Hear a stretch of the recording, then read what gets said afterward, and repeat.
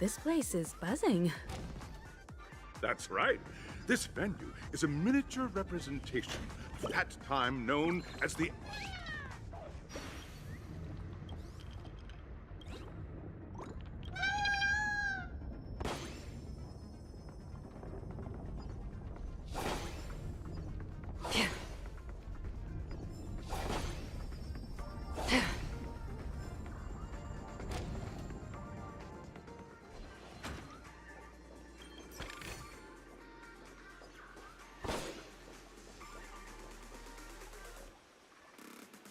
Grab a bottle of So Glad and make your dreams a blast. Nameless, your arrival reminds me of the grand occasion when Penacony was first established. I was still a young, bright-eyed lad back then, lured here by the watchmaker's ads, full of zeal and ready to make my first fortune in life. Once, during a particularly grueling day, I passed out and was resuscitated by a drink from Mr. Sousa. That sweet taste has since been etched in my mind, and that was what drove me to create the Soul Glad that we all know and love today. The dream-chasing era was truly a wondrous time. Oh, I miss those days, and the watchmaker. Scorched Sand Hall is my homage to that time of boundless possibilities. I wholeheartedly hope you make it to the finish and emerge as the next superstars of Penacony. Now then, is there anything you'd like to say before the competition officially begins?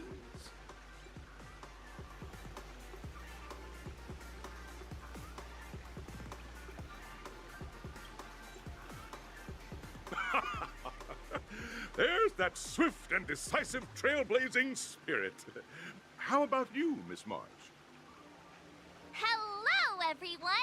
Next up, get ready for the Mega March 7th Adventure, where I'm going to break the speed run world record!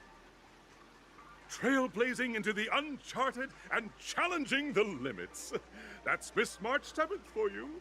How about Miss Firefly? I hope that by the end of this journey, everyone will have achieved the outcome that they hoped for. Ah, a wonderful wish! Miss Himiko, what are you expecting from your team? Safety first, everyone. Simple words, but full of warmth. Waiting for you are 3 stages, each connected to that era. The first 2 stages offer 2 distinct paths to choose from, with unique challenges on each route. And in the last stage, you will face off against a champion who has defended the title to this very day. A beloved contender whose noble virtues are unrivaled. Those are the rules. Simple. Everyone clear? Now then, I hereby announce that the 33rd Scorched Sand Festival of the 20th season, sponsored by Soul Glad Enterprises, has started.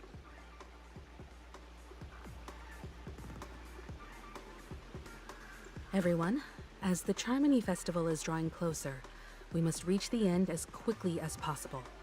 Factoring in efficiency and safety, splitting up into 2 groups is the best choice. March and I haven't known Miss Firefly for too long and aren't overly familiar with her. It'd probably be better if the 2 of you paired up. Fine by me. Let's do it. All right. I don't have a problem with that.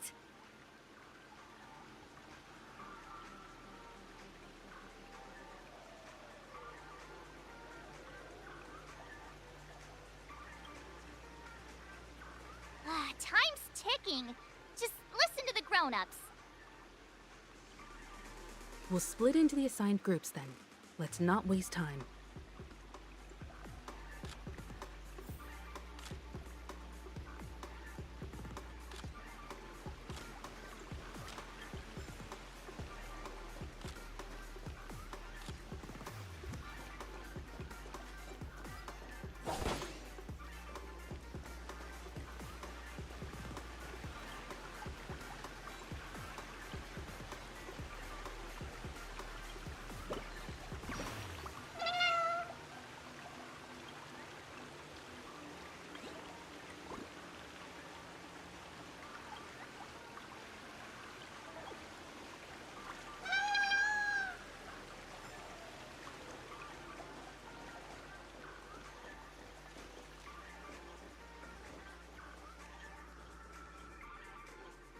Welcome to the first stage of Soul Glad Enterprises' 33rd Scorched Sand Festival of the 20th season, Dream Play Fantasia.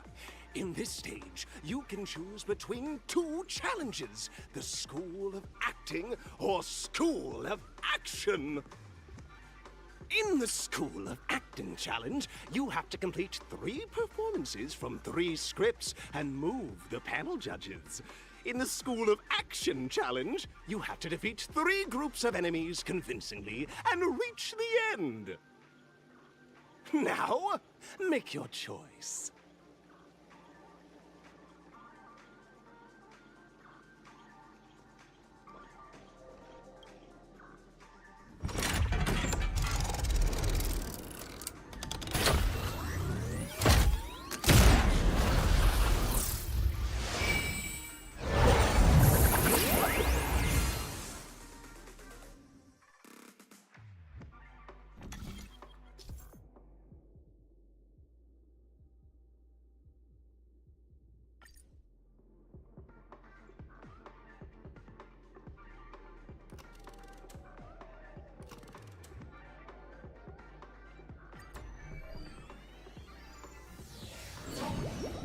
champion's crown awaits you on the stage. Welcome to the arena of action stars. Please make your way to the... Competitors, allow me to introduce the rules of this challenge to you. There are a total of 3 stages up ahead, each with their own challenges. The enemies you will contend against are antagonists from the film Once Upon a Time in Dreams. Defeat them swiftly and decisively to set a new record. It's worth mentioning that the fastest time for this stage was achieved by a contestant with fiery red hair. Astoundingly, he overcame all enemies across the 3 stages in only 5 minutes. Time is of the essence. Let's make this quick.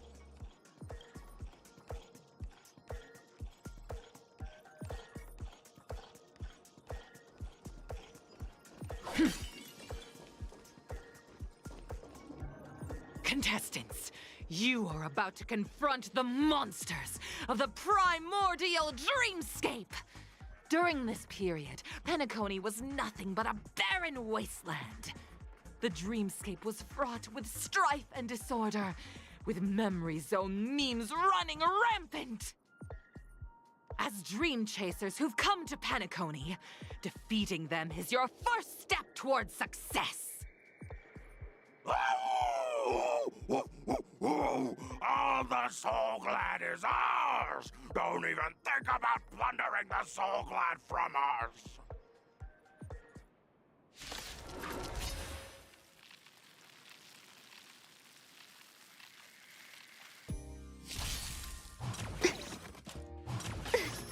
There's more to life.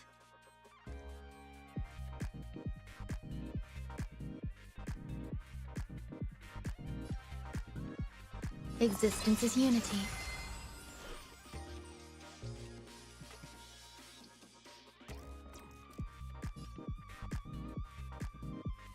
Recount. That's half the work. Destined for oblivion.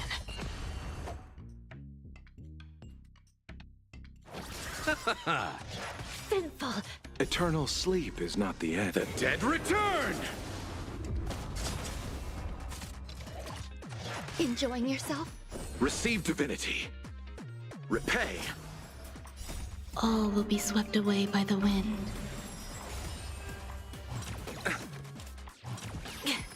I shall be the judge.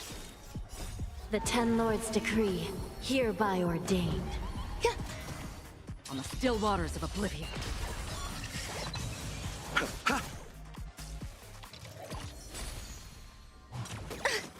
Recount. Enjoying yourself? Destined for oblivion. I weep for the departed. It too shall fall.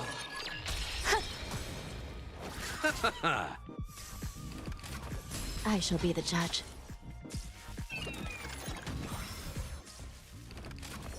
On the still waters of oblivion.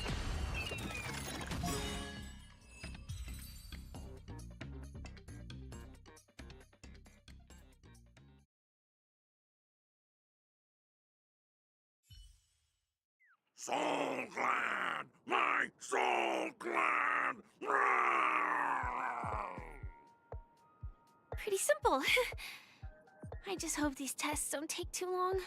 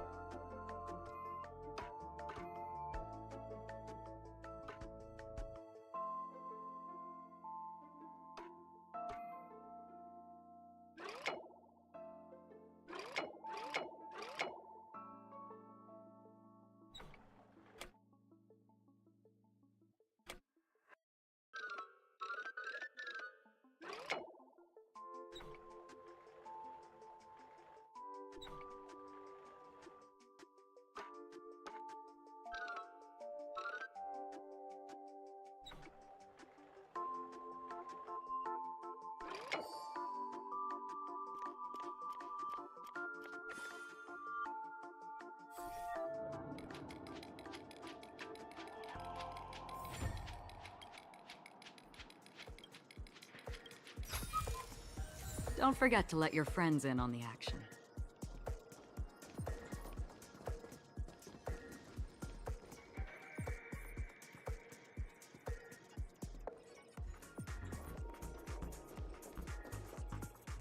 Congratulations on becoming the first group of Dream Chasers!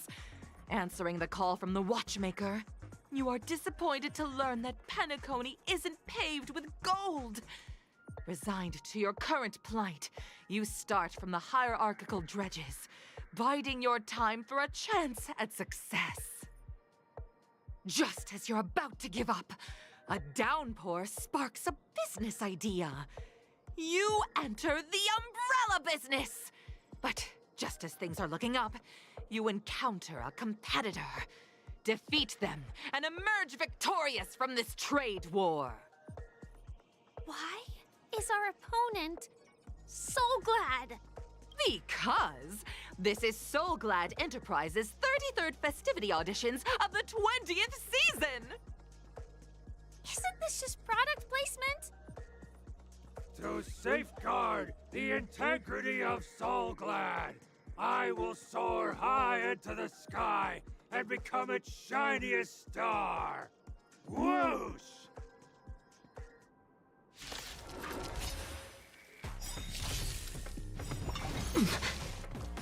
All will be swept away by the wind.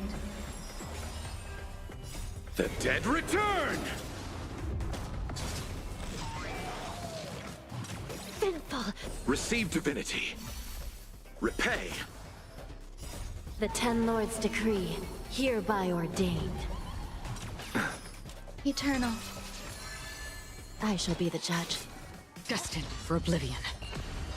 Enjoying yourself? Again?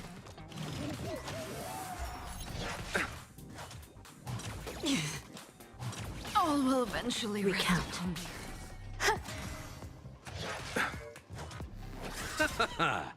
The dead return!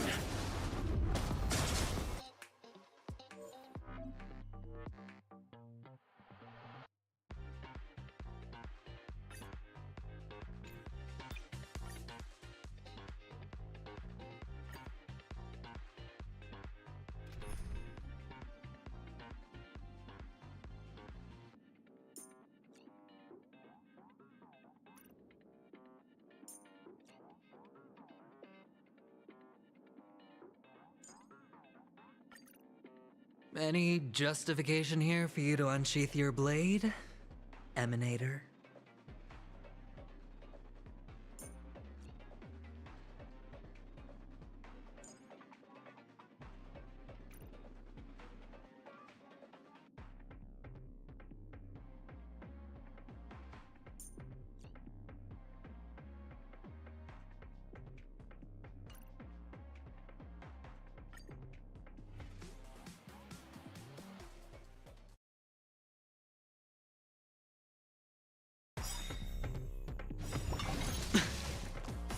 All will be swept away by the wind. The dead return!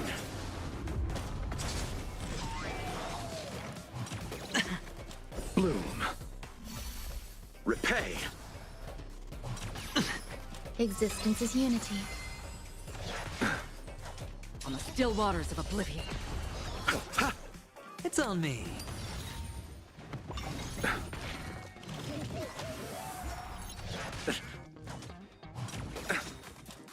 The dead return! Again? Destined for oblivion. Receive divinity.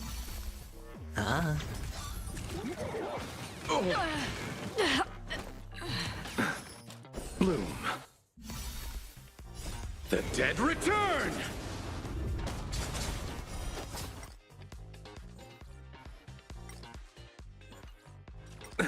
Nothing major.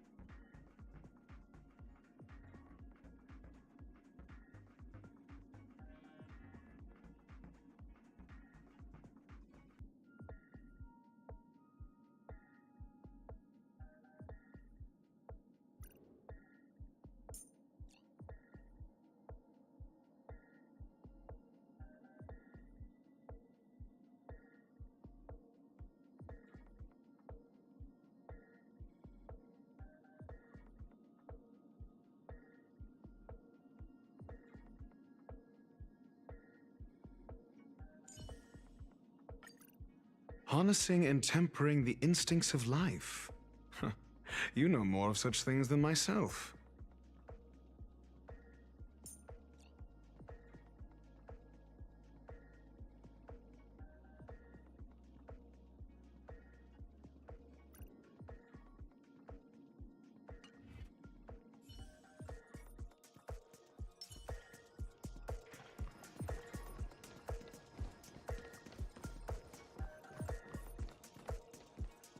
Congratulations! Just as you're about to give up, a downpour. Why is our...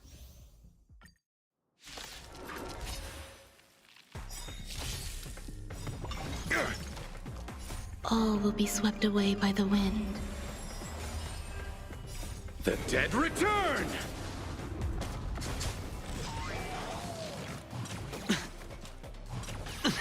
Eternal. A test. 0 points. Bloom. Repay. Receive divinity.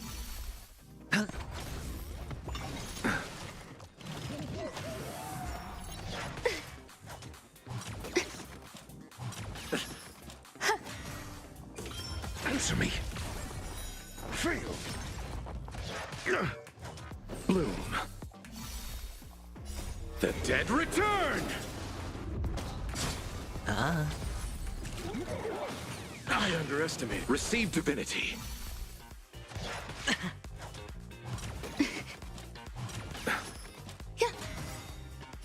All will be swept away by the wind. Enjoying yourself? Bust. Or maybe I'll take it all! A test. 0 points. Knowledge, the measure of truth and falsehood. Bloom.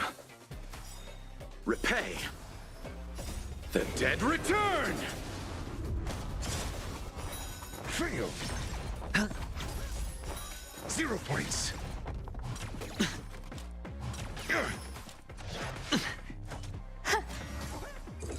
Answer me. Fail. Mediocre. It's on me.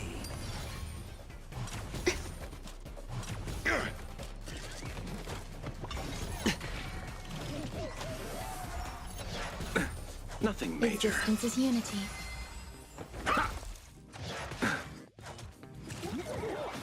I underestimated you. Receive divinity. Watch your head. All will be swept away by the wind. Bust. Or maybe I'll take it all! All in! The dead return! Mediocre. Spend freely. A test. 0 points. Knowledge, the measure of truth and falsehood.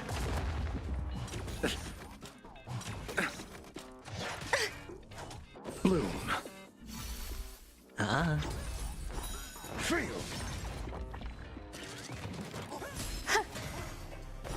0 points.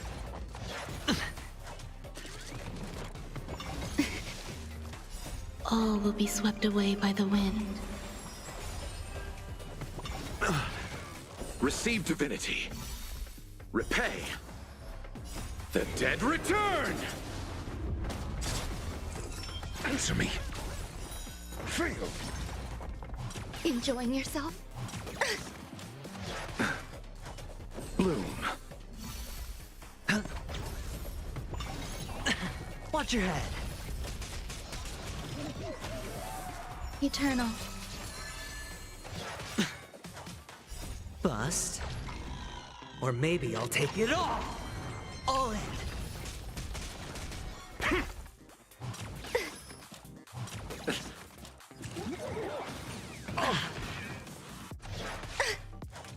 Receive divinity. Bloom. The dead return! All will be swept away by the wind.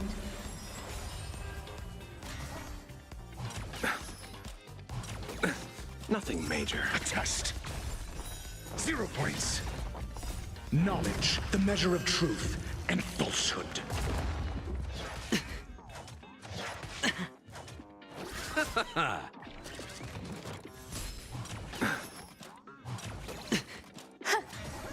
It's on me. Bust. Or maybe I'll take it all! Watch your head. Fail. Answer me.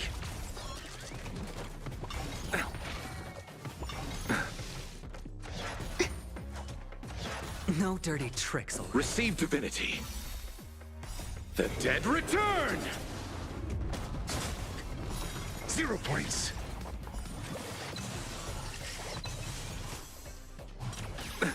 Nothing major. Spend freely.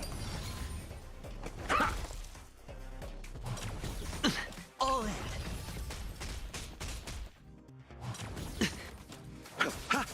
Existence is unity. All will be swept away by the wind. A test. Fail. Bust. Or maybe I'll take it all! Watch your head.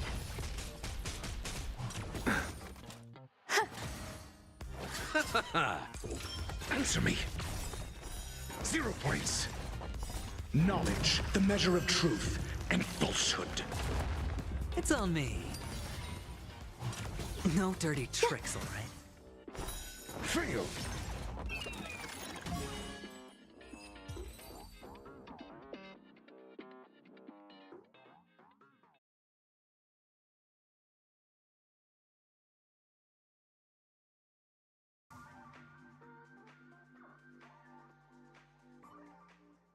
The world kisses me with pain, and I provide with Soul Glad in return. Whoosh!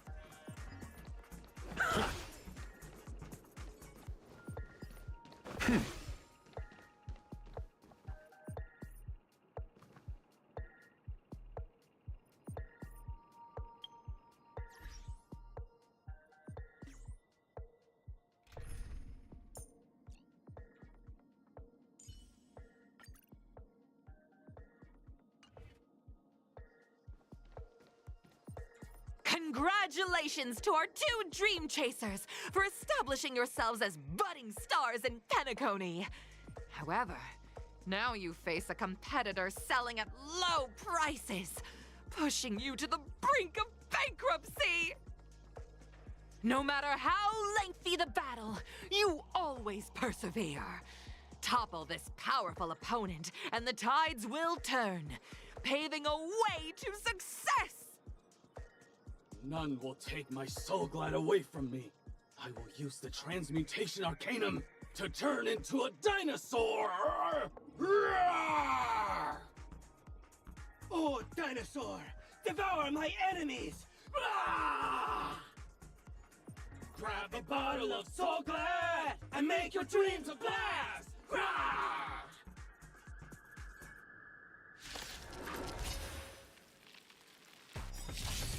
Eternal. All will be swept away by the wind. The dead return! A test. Fail. I underestimated you. Oh. Receive divinity. Repay. Stay away. Did I? The dead return!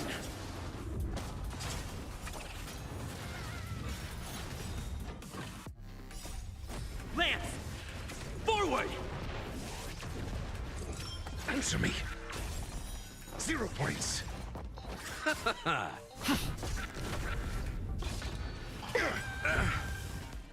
Knowledge, the measure of truth and falsehood.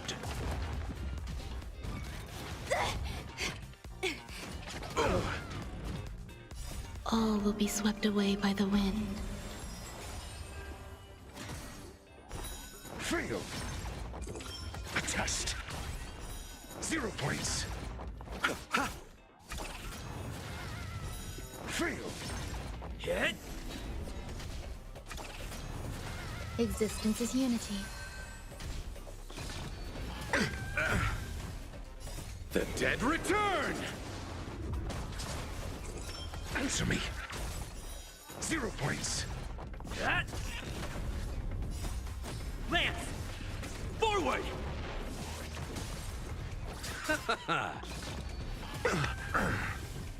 Bloom. Repay. Knowledge, the measure of truth and falsehood. Fail. All will be swept away by the wind.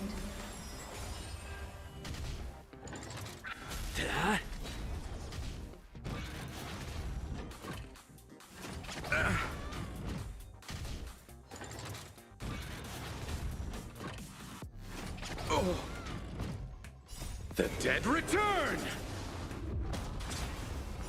0 points. Answer me. Fail.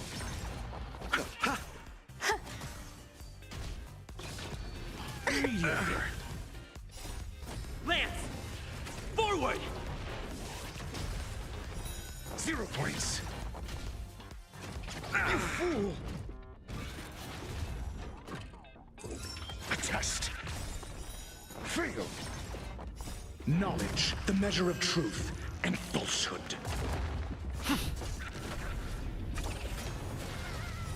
Zero points. Fail. Existence is unity. Answer me. 0 points.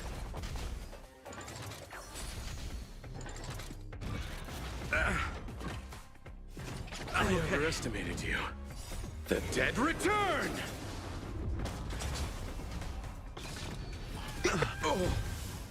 Bloom. Repay. All will be swept away by the wind.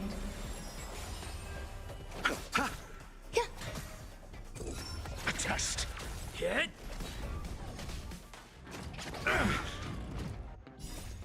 Lance! Forward!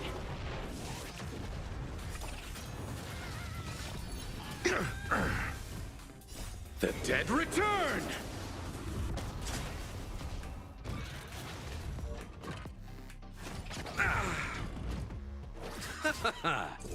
Answer me. Fail. Knowledge, the measure of truth and falsehood.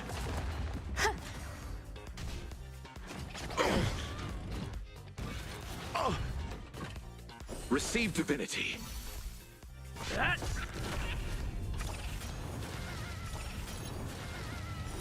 0 points. Eternal.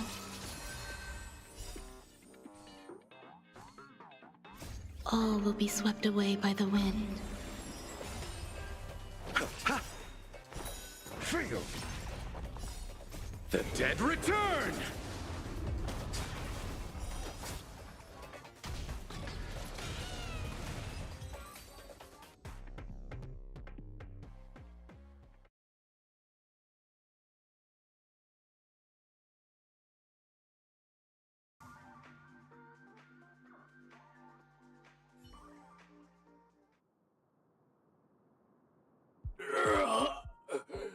The body withers, but the soul-glad name shall not. Ah! You truly are a beast! More than I can ever be. That should do it! Okay. Let's go. Mr. Yang is waiting for us.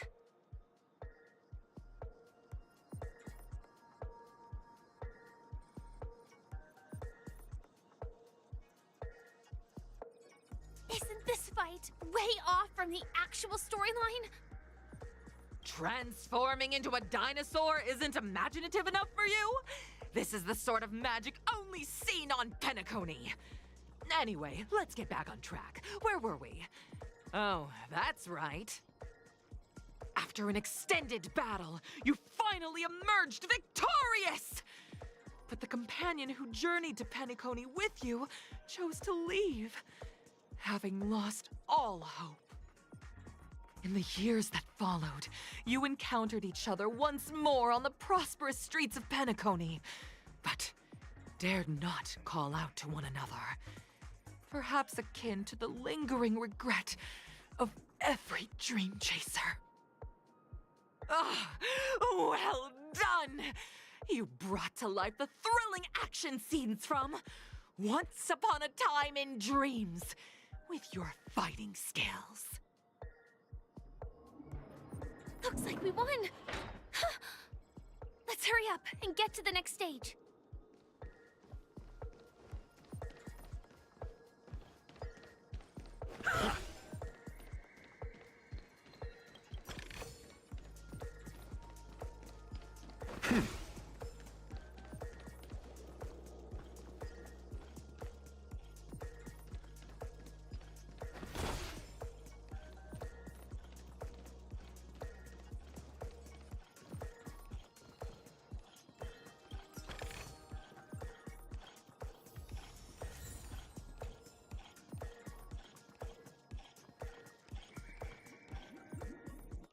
Congrats to both of you for clearing the stage, but more importantly, are you having fun? Fun is more important than success. Look at the time! You finished much faster than that red-haired contestant did. That red-haired contestant. Who is that exactly? You'll find out eventually, but only if you clear the next test first. Welcome to the second stage of the 33rd Scorched Sand Festival in the 20th season, sponsored by Soul Glad Enterprises. Gunfire time! You have the option to choose Gunfire and undergo Brother Hanu's trial, or Time, where you'll face Clucky's trial. And now, make your choice!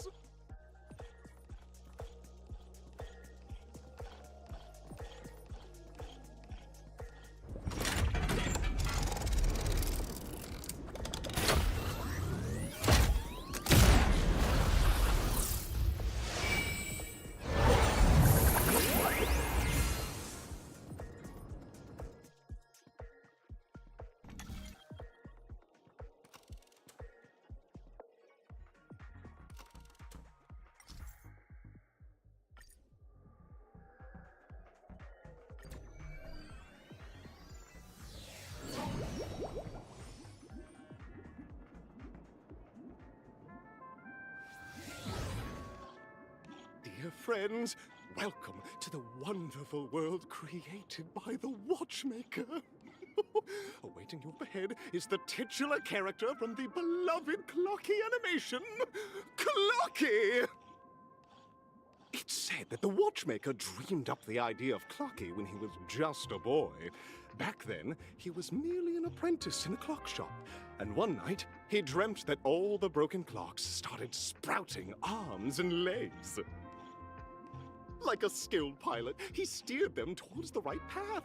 As a classic figure who grew up with many, Clocky truly shaped a generation, solidifying the Watchmaker's pivotal role in popular culture. Contestants, may you have a wonderful time with Clocky. The trial of time. I hope it won't waste too much of our time.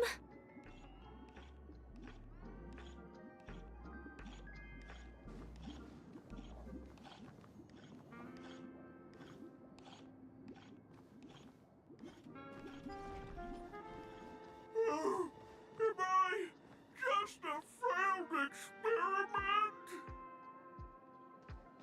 That statue. Did it just speak?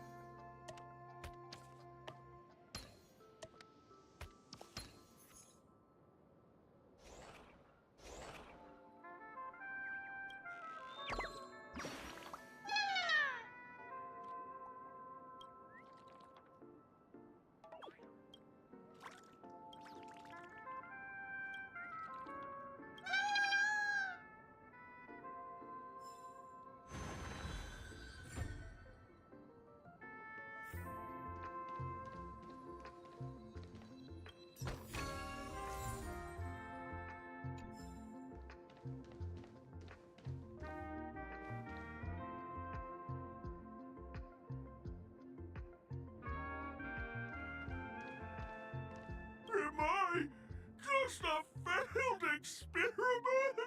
I'm just an expendable failure of a clock, aren't I?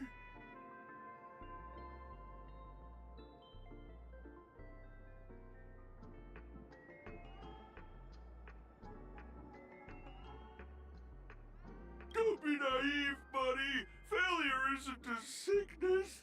It's a sin. And sins can't be cured.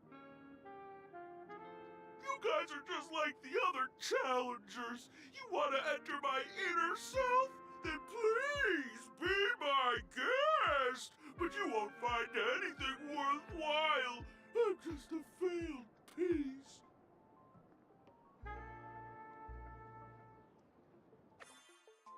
See? I'm just empty inside. Tick-tock! It's time for me to make an appearance! Clocky? I can also see him. Is this character part of the show? In Dreamville, Clocky is everywhere and can do anything! Like, right now! I could solve this problem with your big ticker pal, Tick-tock! I can't believe it's actually Clocky! Why would you come and visit a failure of a clock like me for no reason? You see, we're all clocks. We're family. I want to help you be happy!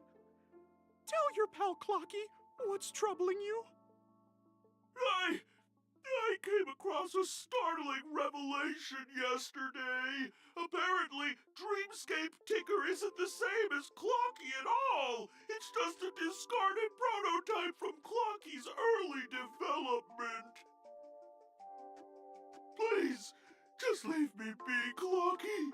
I just don't know how to face you, because I'm just a failure. Oh dear. Seeing it like this is utterly heart-wrenching. But fear not. We're here to help it rediscover the missing parts of its inner self and guide it out of despair.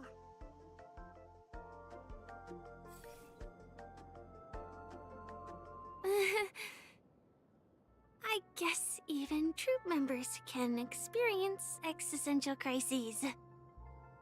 Don't worry, miss. I've already pinpointed its missing parts. Over here, my friends. Better use that hamster ball knight speed.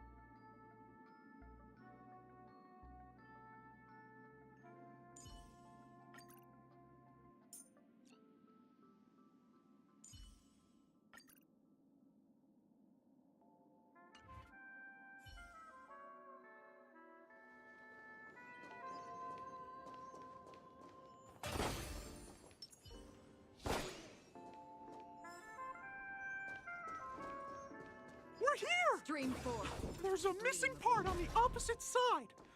But how do we get over there? There's also a dream side left here by a Dreamweaver. We're running out of time. We'll have to use it if necessary. This must be one of the missing parts that Big Tigger needs. That's great!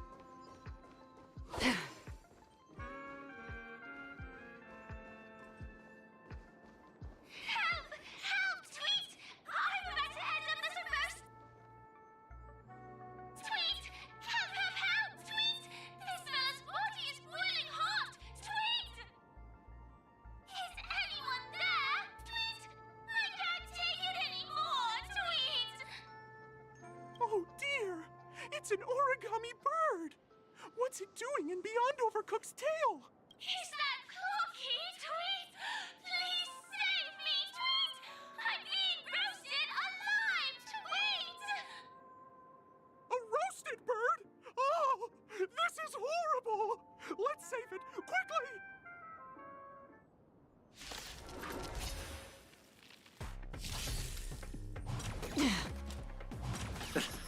Existence is unity. I shall be the judge. The Ten Lords' decree, hereby ordained. Destined for oblivion. Receive divinity. So familiar. Enjoying yourself? Bloom. Repay. On the still waters of oblivion. All will be swept away by the wind.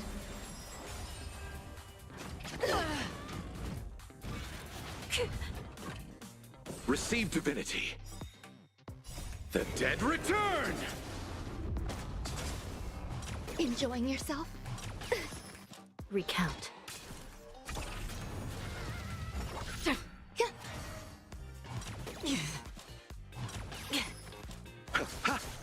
I shall be the judge.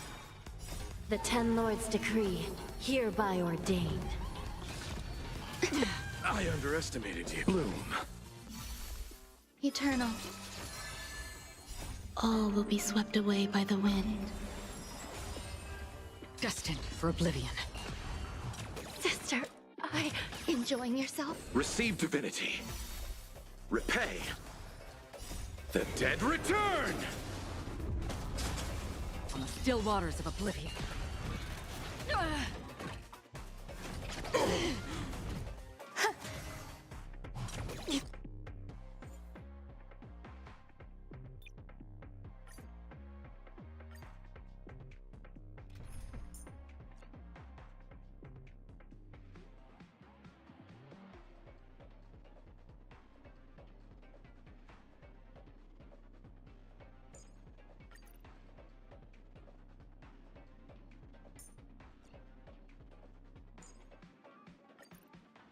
I appreciate the help of the Astral Express.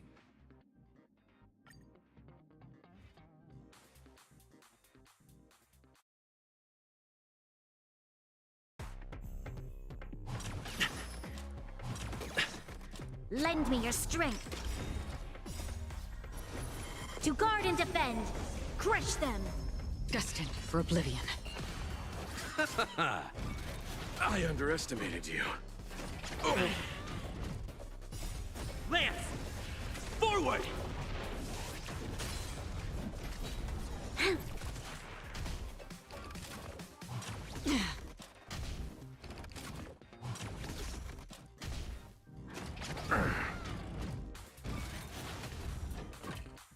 Bloom.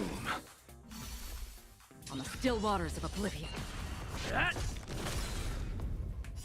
I weep for the departed. It too shall fall.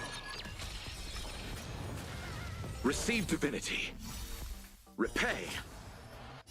The dead return!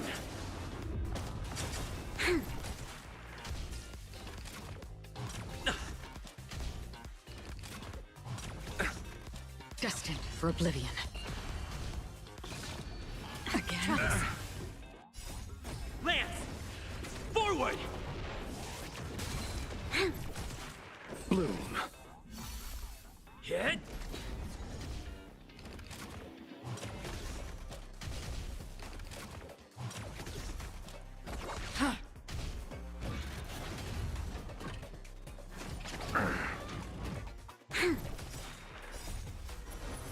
To guard and defend. Crush them.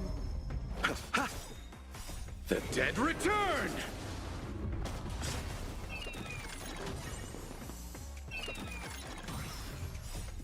Lance! Forward! Lend me your strength. On the still waters of oblivion. I weep for the departed. It too shall fall.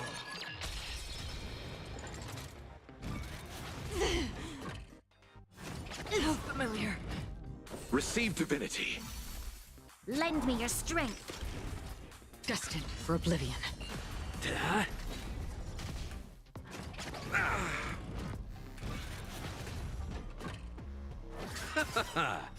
The dead return! On the still waters of oblivion.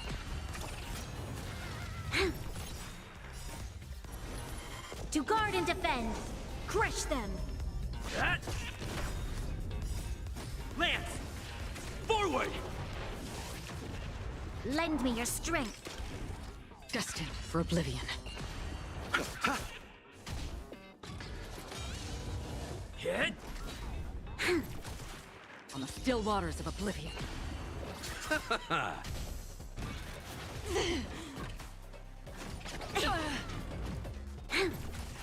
Destined for oblivion. I weep for the departed. It too shall fall. Bloom. Oh. The dead return!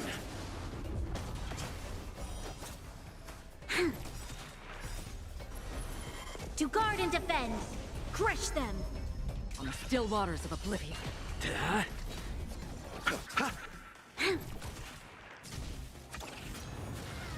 Destined for oblivion. Lance! Forward!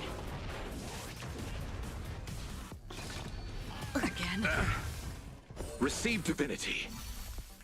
Bloom. The dead return! Lend me your strength. On the still waters of oblivion. Oh. I underestimated you. Receive divinity. To guard and defend. Crush them. Destined for oblivion. How familiar. I weep for the departed. It too shall fall. Bloom. Repay. The dead return! On the still waters of oblivion.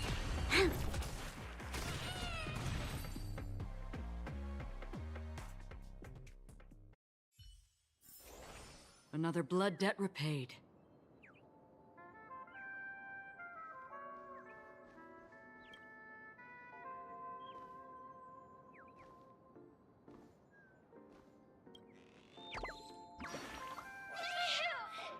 Thank goodness you're okay!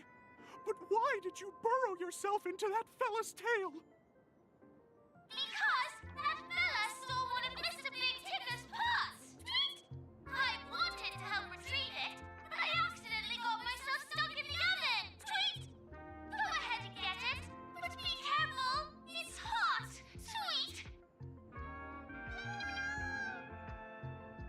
inner self fragment belonging to the Sweet Dreams troupe?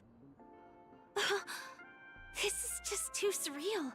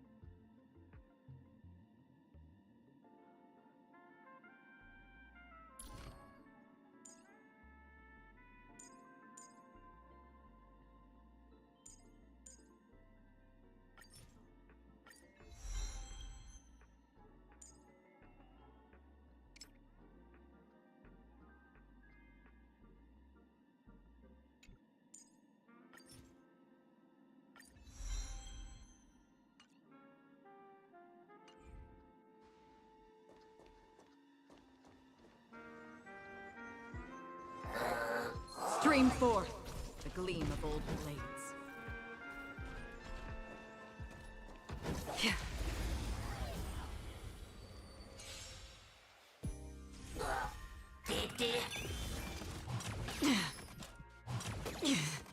Bloom. Lend me your strength. Destined for oblivion. Lance! For Forward!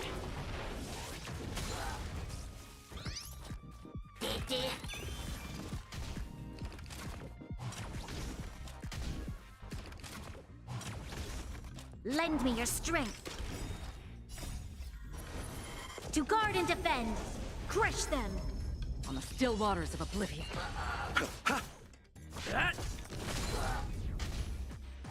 Again? Lend me your strength. Destined for oblivion. I weep for the departed. It too shall fall. Receive divinity. Repay.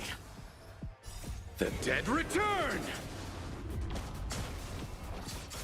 Hit!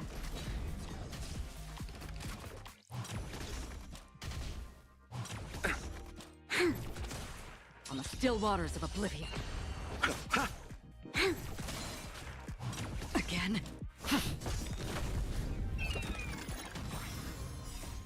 Lance! Forward! Destined for oblivion.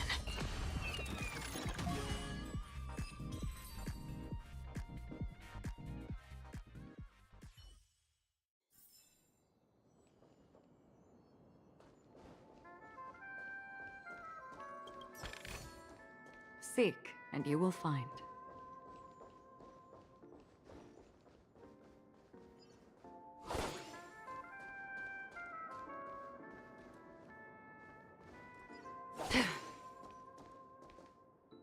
We've gathered all the missing parts. Let's hurry back. We don't want to keep Big Ticker waiting.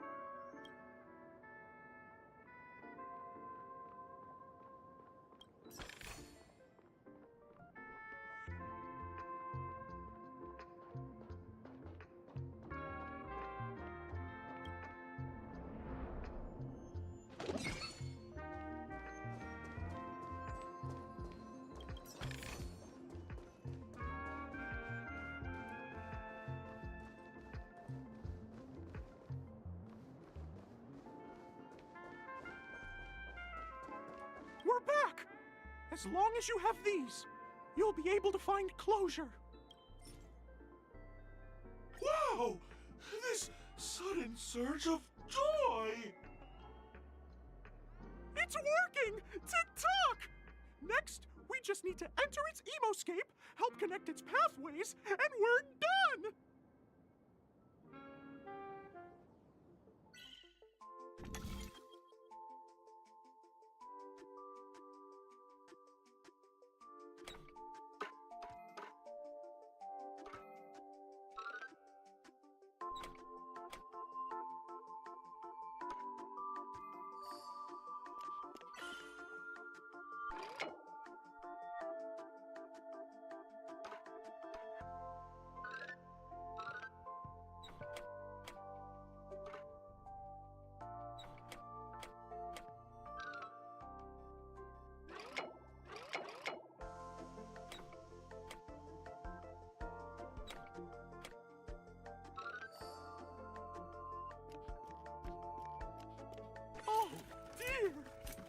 What's going on in here? Your inner self is a mess! I'm not qualified to be the real Clocky. Just give up, Clocky. No! This is unacceptable! You have to face your fears!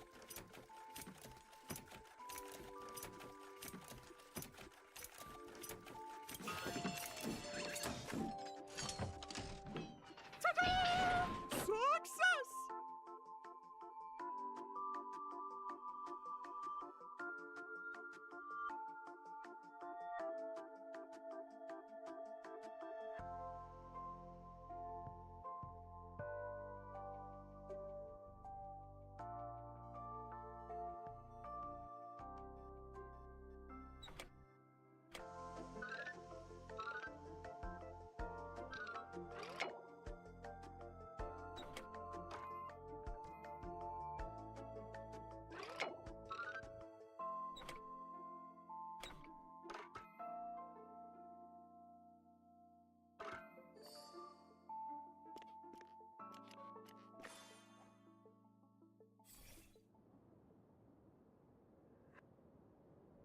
Oh, thank you, Clocky.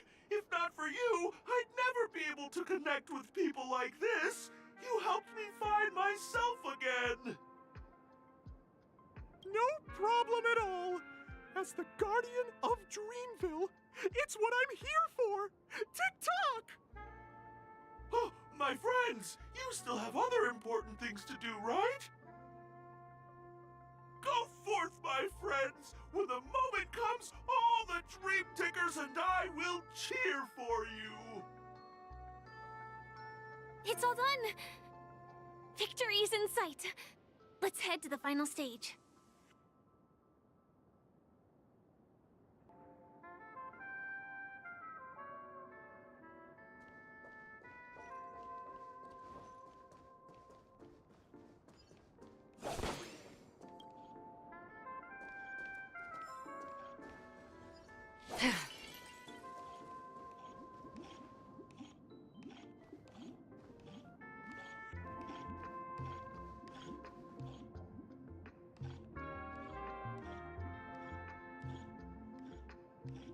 Congratulations to both of you! Oh, you've overcome all obstacles and proven yourselves!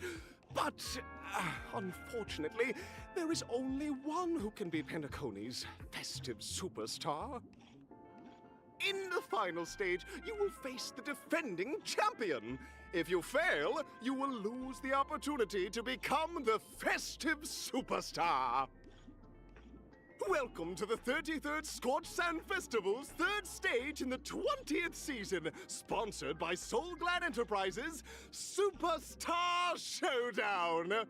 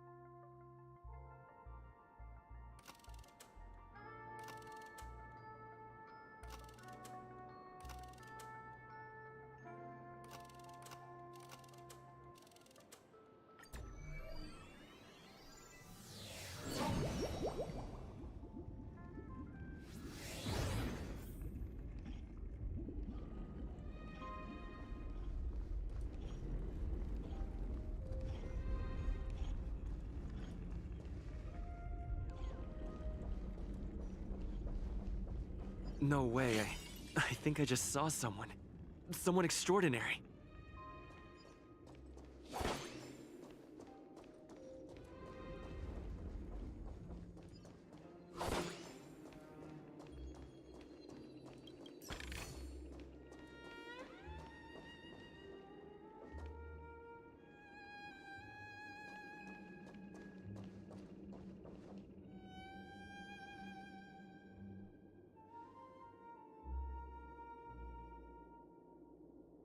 Are you a Knight of Beauty?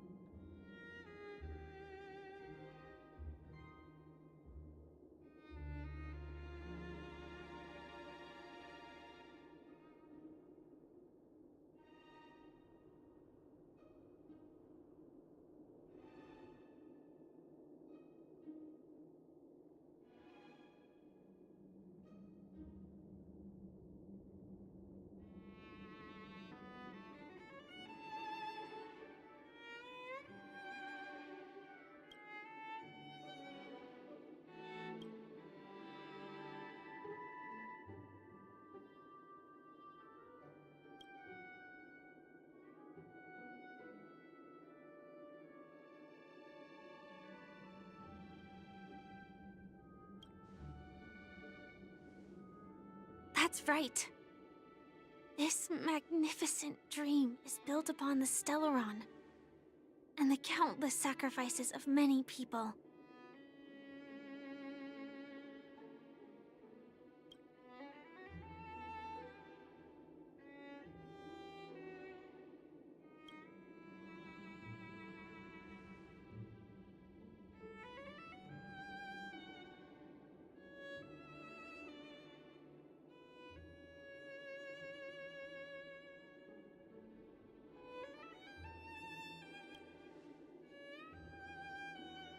If I'm not wrong, the Knights of Beauty also received an invitation from the Watchmaker, right?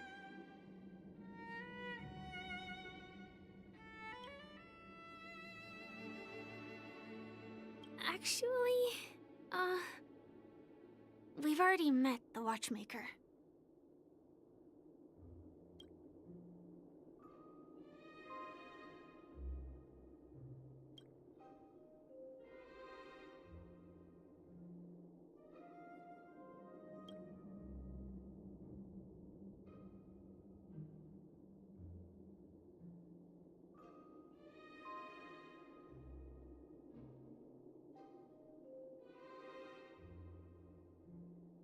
Thank you, Knight of Beauty. We don't have much time left. May we meet again.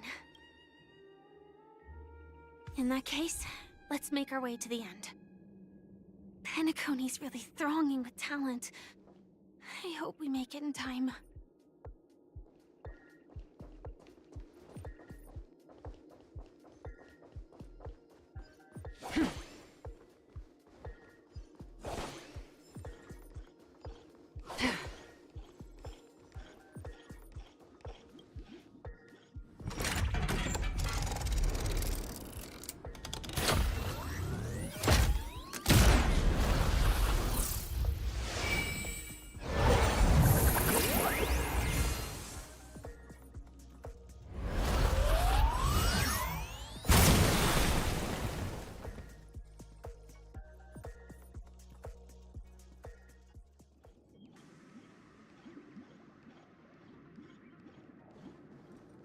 Congratulations to the Galactic Baseballer and Firefly on becoming this Scorched Sand Festival's champions!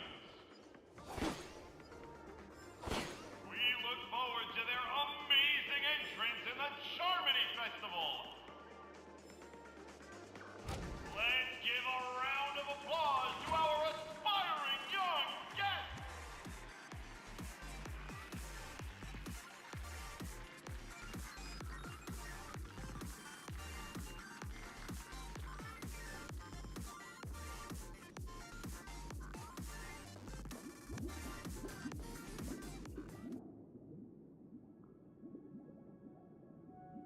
Congratulations to the both of you on becoming the festive superstars of this year's Charmony Festival before entering the Grand Theater.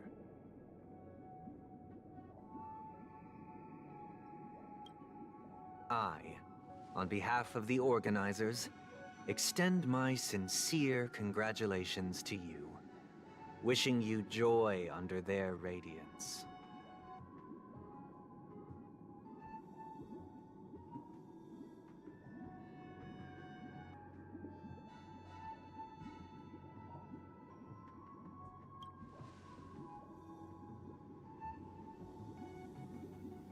As previously promised, my sister, Mr. Yang, and I have met with the Dream Master.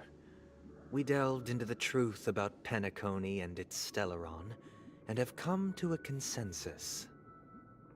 Both I and the Oak family cannot acquiesce to your request. Just as expected. We acknowledge the perspective of you, Nameless. Penacony does require change, but not as you propose. The planet of festivities cannot and will not revert to a place characterized by chaos, disorder, or anarchy. Through your journey of overcoming obstacles, you must have glimpsed the essence of that era. The vulnerable ruthlessly eliminated. Equality non-existent.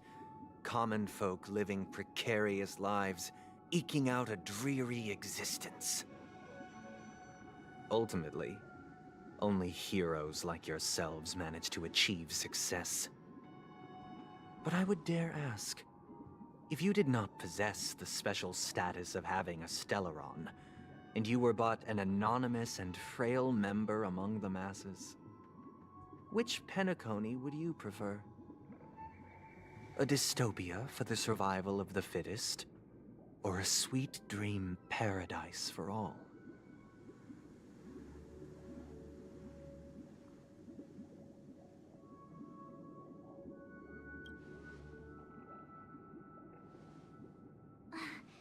That's not the point!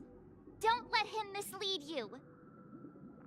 Mr. Sunday, even if the members of the Oak family can't fully agree on what to do about the Stellaron, now's not exactly the time to be holding an extensive discourse about Penacony's past and future, is it? The Stellaron issue concerns the life and death of everyone on Penacony. If anyone has a better suggestion, the crew is more than willing to listen. Also, it'd be best to tell us the ins and outs of that meeting. This way, we'll at least know what Welt and Ms. Robin are dealing with, and the reason why they failed to make our appointment. Ah, Navigator. That is precisely my intention. With all present, let's begin by discussing the details of that meeting. Let's talk about our tribulations and choices, our ideals and beliefs, and our final course of action. The only path to take.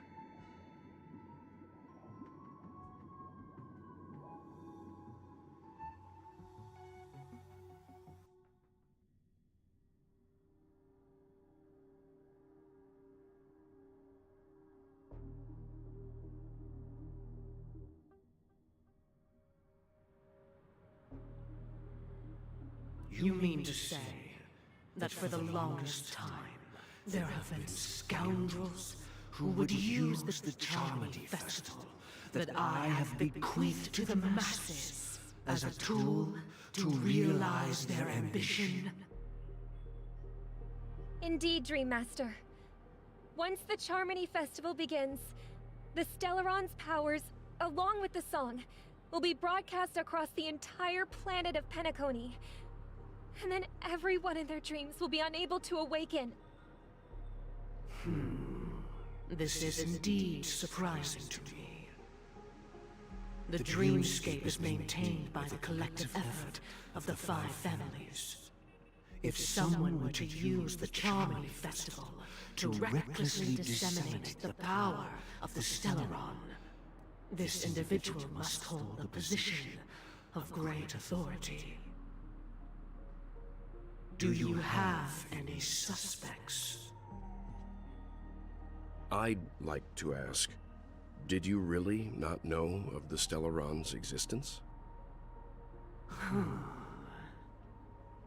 I would have never thought that this Nameless would point the spear at me. Quite astonishing indeed. If I have offended, the Astral Express extends its sincere apologies. But the current circumstances are dire and leave no room for meticulous inquiry. We're doing this out of concern for the Dreamscape's safety. So, if you could, please alleviate our concerns.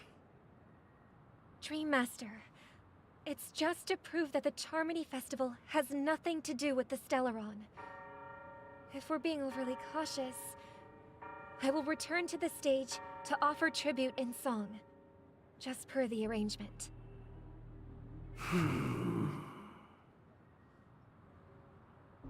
Sunday, Robin, I've watched you two grow up and know your dispositions like the back of my hand.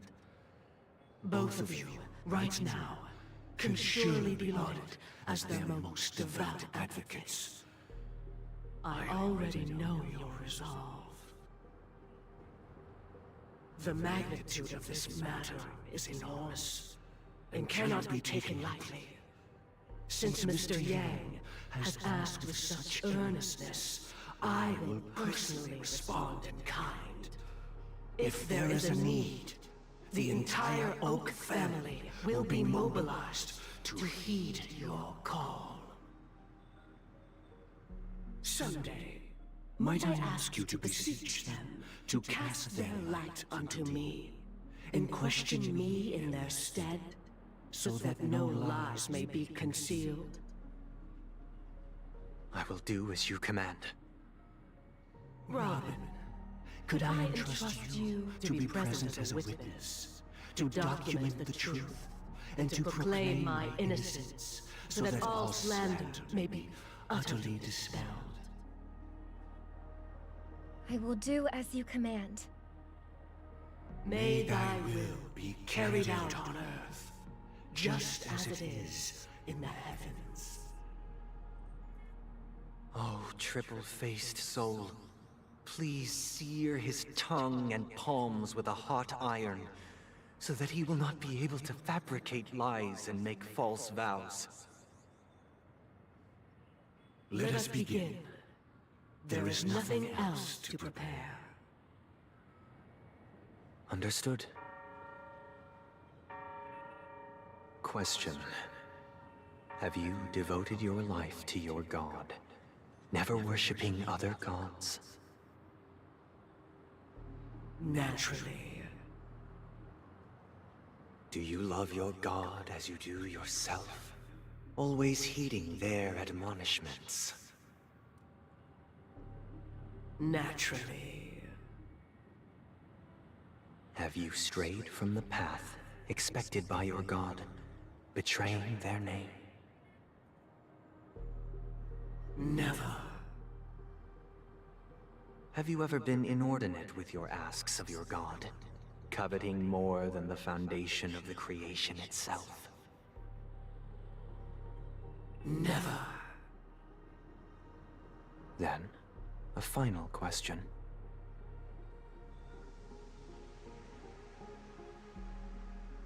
Do you swear to fulfill all vows, past, present, and future? With the Eon as my witness, if I do not deliver on my words, or if I renege on my vows, may I be cursed in accordance with divine law. They have seen your faith, and have endorsed your faith. With this, it can be evidenced... Just a moment. What is it, Mr. Yang? I have another question I hope to have answered. To my understanding, the family's harmony and prosperity have never relied on so-called divine laws. The god you both mentioned, are they truly Xipe? Mr. Yang should know that those belonging to the family toil together as if they were kin, embracing solidarity and unity under their light. All duplicity is laid bare before the harmony. Such a delicate and complex symphony. Which other god could perfectly harmonize this, if not for the Great One, Xipe? Perfectly harmonize. Therein lies the problem. It isn't an outsider lurking in the shadows who changed the harmony, but a dissonance that has surreptitiously emerged from within this very symphony itself. In the distant past, there existed an Eon. With one flick of the wrist, they crafted the laws of the cosmos. Their followers formed the Beyond the Sky Choir, spreading solemn and reverent hymns throughout the universe. Later, they fell. The route traversed by this Eon clashed with the harmony, ultimately being absorbed and fused into it. The chorus that once reverberated across worlds fell silent, and when it echoed anew, it was transformed into the hymn of harmony. Though an eon may perish, paths with no masters still linger. In the all-forgiving harmony, echoes of bygone dissonance may subtly arise. Mr. Yang. Being overly astute can be a detriment. Especially when you find yourself alone and without allies. So this is how it is. For the sake of our grand cause, Sunday, please afford these two an opportunity to rest. What?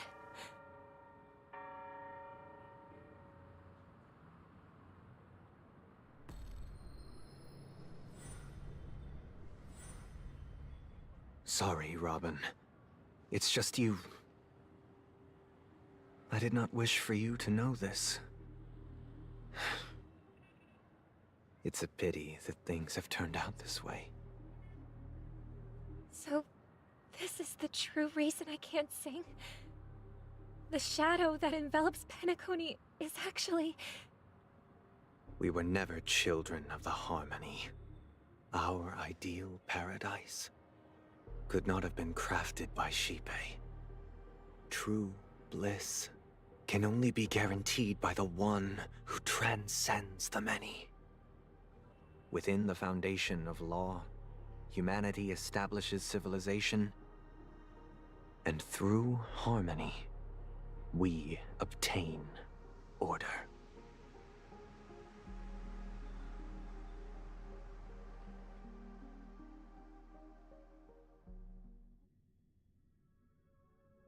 Unbelievable.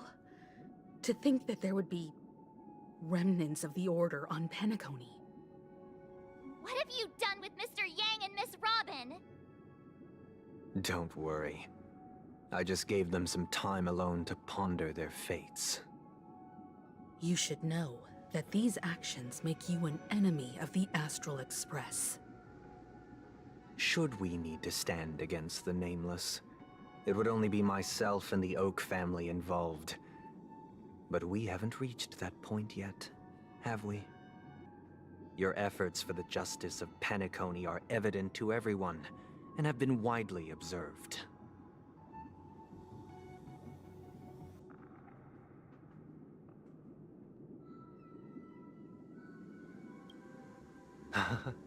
Patience is a virtue. However, I won't hold it against you. On the contrary, I'm here to make my intentions clear. If it is the Order that drove you to imprison Welt and Robin, and you're using them to coerce our compliance, then there'll be no point in entertaining any type of discussion. You're mistaken, Miss Himiko. They are in very safe hands, and just as the family has always proclaimed, no one can be harmed in the dreamscape, least of all in the beautiful new world belonging to the Order. Penacony and the entire universe have witnessed far too much innocent bloodshed. The strong wield their blades against the weak, and the victors push the vanquished to the brink of life. Natural selection. The world abides by this principle, establishing the well-being of humanity atop the corpses of the downtrodden.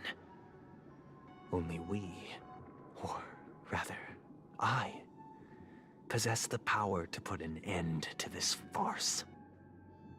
So you've decided to resurrect a dead Eon? No one's ever done such a thing. If Miss Himiko is interested, let's draw back the veil and speak candidly. I've always firmly believed that people can understand one another through peaceful means. I'm willing to divulge the unembellished truth as to the intentions of the Order's Pathstriders, so that you will make better judgment for the Astral Express, for Penacony, and for this stretch of the universe. Words can hardly do justice to the beauty of that ideal. So, come with me, everyone.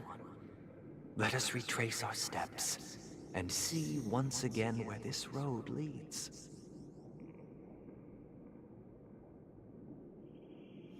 Huh? Where'd he go? Welcome. This isn't any location in Penacony's dreamscape. It's my inner world. The reason the scenery before you remains unchanged is because your consciousness has drawn on similar concepts to fill in the gaps.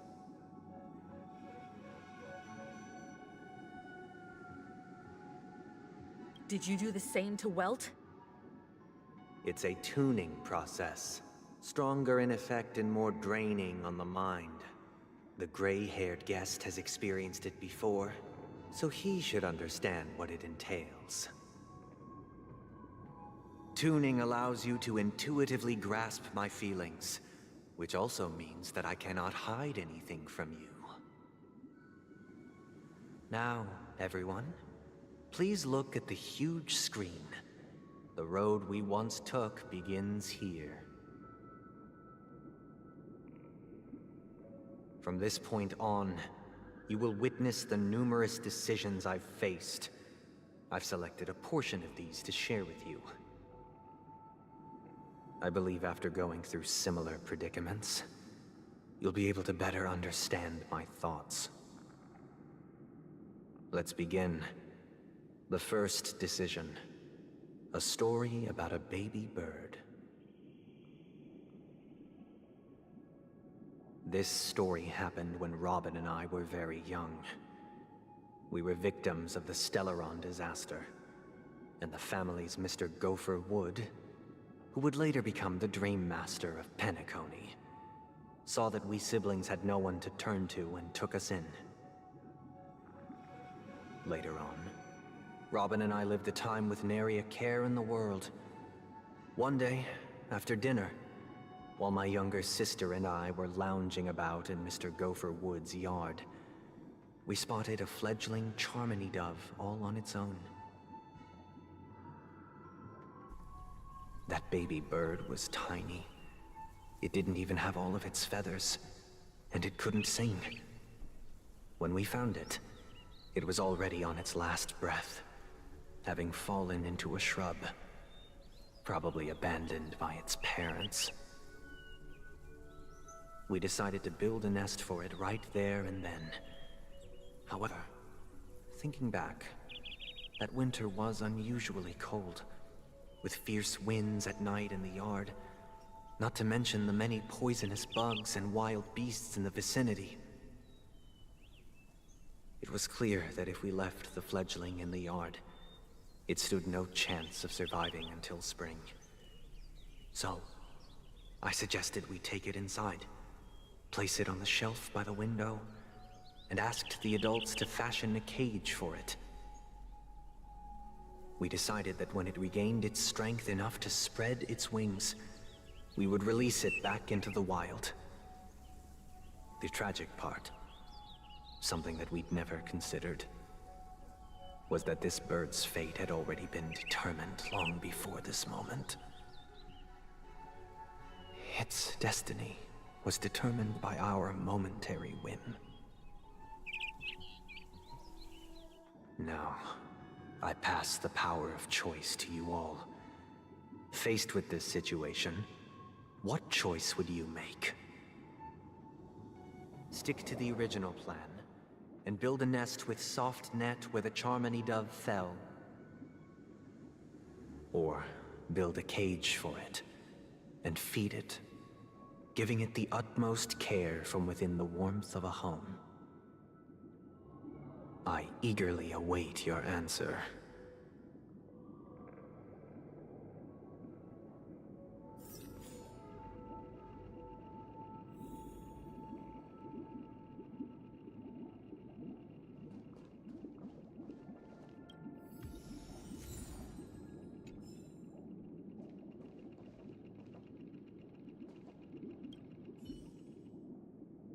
I can't decipher his intentions right now, but based solely on that question, I would probably choose to build that dove a cage, even if I was gonna release it back into the sky, it'd have to be strong enough to fly first. If I left it where I found it, I fear I'd never get the chance to fly ever again. It looks like he really has no intention of imprisoning us. If it's just a quiz, I suppose it's fine to humor him. Back to the question. I would personally choose to build the little Charmony dove a cage. No special reason. I do think that a fledgling should have the right to fly into the sky. But if it can't even live to that point, then there's nothing to talk about to begin with.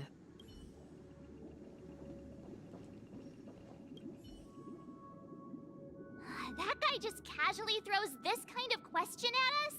What exactly is his deal? But fine, I'll answer, I guess. If it were me, I guess I'd choose to build a cage for the little Charmony dove. After all, leaving it there, it's bound to get hurt by wild animals or something. And that'd just be too sad.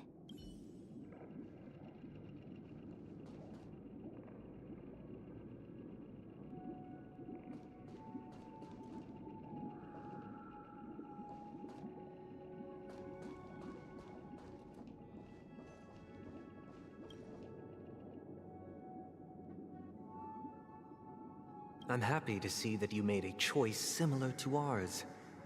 If your mind is made up, let me reveal the outcome of this choice. We passionately nursed it back to health, preparing only the best food for it every day. We even preened its feathers. Later, on the day that Robin left Penacony, we opened the cage door and let it fly back into the sky. I watched it for a long while by the window, probably about 3 or so days. In those 3 long days, the little Charmony dove tried again and again to spread its wings to fly into the sky, but fell to the ground, only to keep trying. Finally, on the 137th attempt, it succeeded. But its attempt did not go perfectly. After flying unsteadily for a while, it fell to the ground, unable to grasp the direction of the air currents. The fall shattered its wings.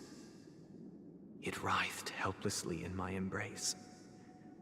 But it was all for naught, finally succumbing to a painful demise. And in that instant, our tender care, our given love and hopes, they all became the inevitable push that sent it to its death. I deeply regret the choices we made. Next, let us head to the second decision. This time, it's the story of a dream chaser. This story happened when I was appointed as Bronze Melodia, a position exclusive to the Oak family, charged with listening to the problems and vexations of Dreamscape residents, and providing them with the relevant guidance.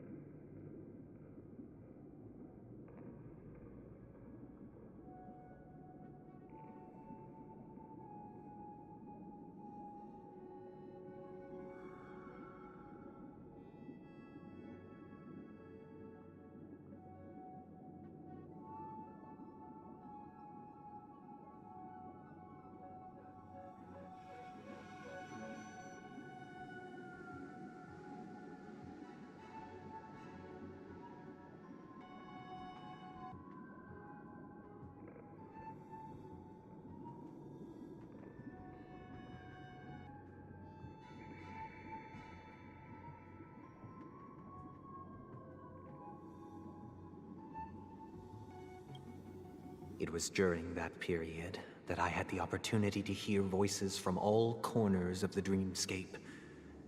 Joy, sorrow, arrogance, regret. The complex tapestry of human nature that formed the world. And I was fortunate to catch a glimpse of it. He was a dream chaser, and an illegal stowaway. Just like the rest of them, he came to Penacony in search of a better life, except that, to most people, the price he paid, I suppose you could say it was everything. He told me, I sold everything I could at home. The house, the land, even his 2 children. He said he could not afford to raise them, and that at least they could eat if they lived as slaves. He had a plan in place. He would buy back his children once he had made his fortune, and enjoy Penacony's beautiful dream with them. Alas, his plan to smuggle himself was somewhat clumsy, and he was sniffed out by those pig-headed hounds. After hearing the Dream Chaser's story, I immediately appealed to the Bloodhound family to cease their pursuit. That way, at least he could live peacefully. But I was still too naive to the ways of the world. I did not anticipate that what I thought was a kind gesture would later lead to dire consequences. I'll tell you the outcome soon. For now, I'd like you all to make a choice. Will you do as I did, and try to convince the Bloodhound family to stop their pursuit, so that the Dream Chaser may live peacefully and realize his wishes? Or will you remain silent, leaving him to languish while the hounds are hot on his heels, until his inevitable judgment arrives? I look forward to everyone's decisions. Who knows? Perhaps they might even alter the outcome of this tragedy.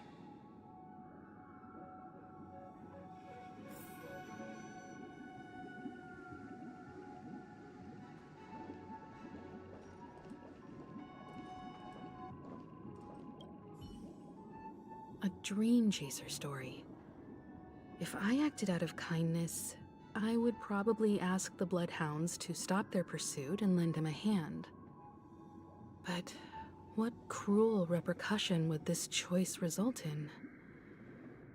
I think Sunday must have been deeply impressed by the limitations of the strong defending the weak through this incident.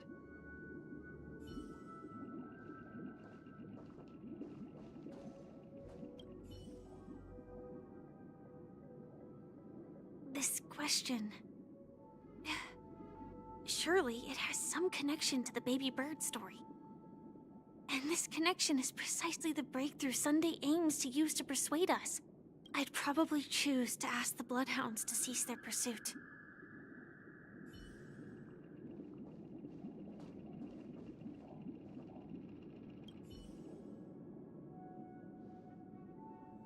It seems illegal stowaways are really quite common on Penacony.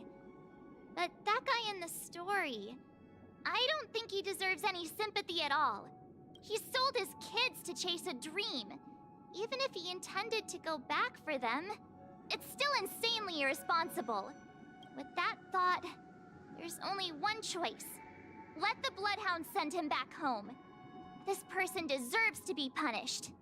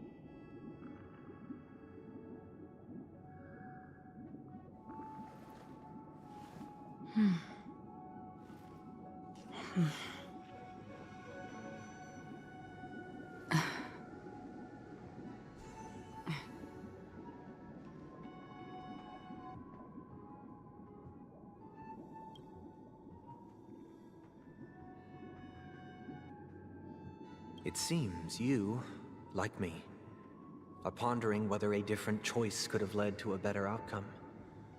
Sadly, his fate would only be more tragic. Say he never gets caught. He would only die from delirium. The methods with which illegal stowaways enter dreams are unorthodox. Not flawless like the hotels. Living in the dreamscape would be a mere pipe dream. Should he be apprehended? Could the hounds afford to turn a blind eye? The answer is a definitive no. They couldn't bear the resulting consequences, and thus wouldn't dare extend a helping hand.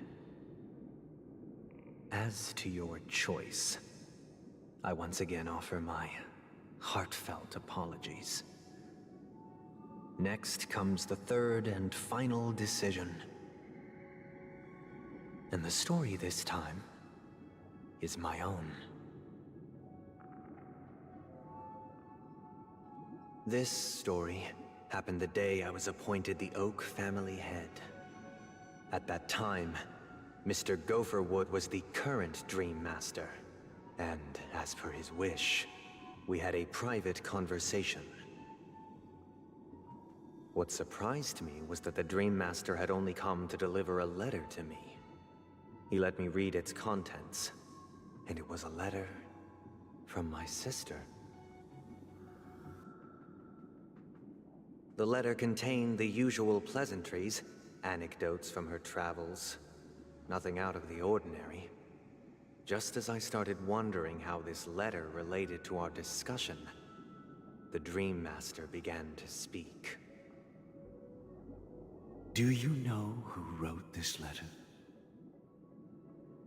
My sister, of course.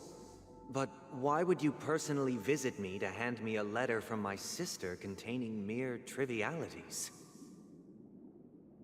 To help you grasp the full scope of this issue. Do you know where Robin is at this moment? From what the letter indicates, she must be in Caspelina 8, correct? She's touring there right now. Correct. Has she mentioned anything about a stray bullet? A stray bullet? What? A war has broken out on that planet. It is because of this very reason that Robin chose this destination. To spread the word of the Harmony. And to save the lives of that planet. She personally made for the front lines. She hoped to ease the people's suffering with song, and was willing to brave mortal danger to deliver the IPC's medical supplies. Unfortunately, stray bullets show no such compassion. Is she all right? If the operation was successful, she should probably be recovering in the field hospital. By the eon above, the bullet struck her neck directly, yet possibly as a reward for her consistent deeds of harmony, it didn't hit any vital arteries. Once you've attended to your outstanding tasks, it'd be advisable to write her back as soon as possible. Those damned savages! I'll pack my bags right away. My gratitude for bringing this to my attention, Mr. Gopherwood. Now you understand why she always wears such elaborate neck ornaments, don't you? How could this happen? Miss Robin. It's all in the past, so please don't worry. I share this in the meager hope that you will understand the Harmony's limitations and predicament.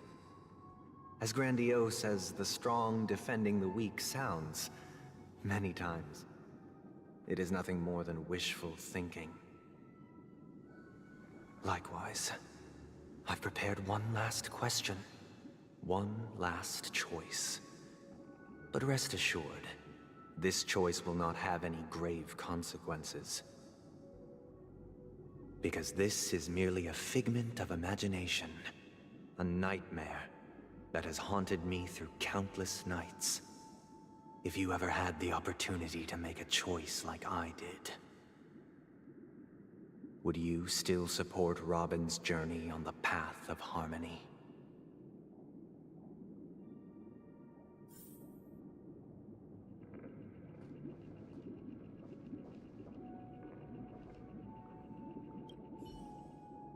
I often feel like I've dreamt of similar scenes on certain nights.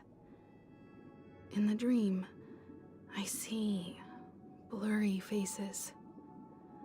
I don't know who they are, but I sympathize with all of them, fighting for survival against some unfathomable force. Their confusion and fear are lucid to me, but I also remember they chose never to give up.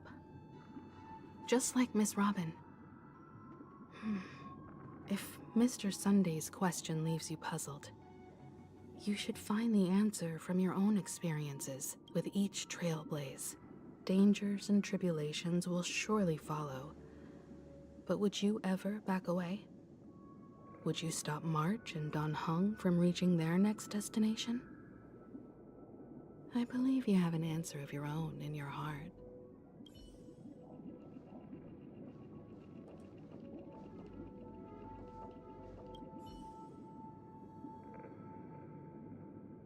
Miss Robin's courage is admirable. And here I was thinking she was just another superstar celebrity. But the fact that she's also Mr. Sunday's younger sister? No, I doubt he'd wish harm on his own flesh and blood, no matter how grand the ambition.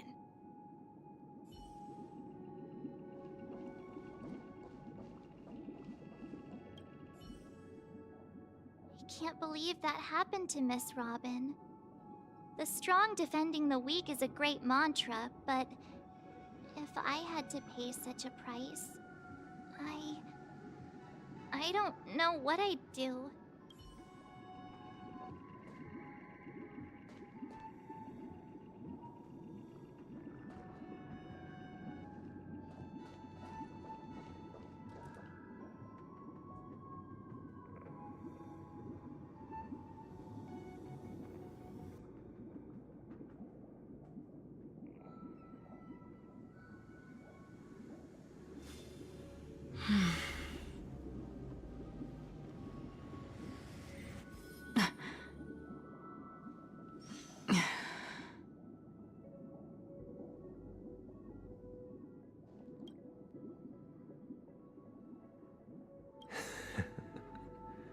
I see.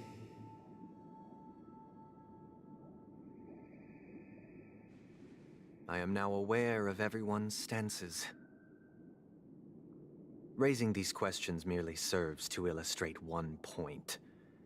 The plight of Penacony cannot be salvaged by the harmony.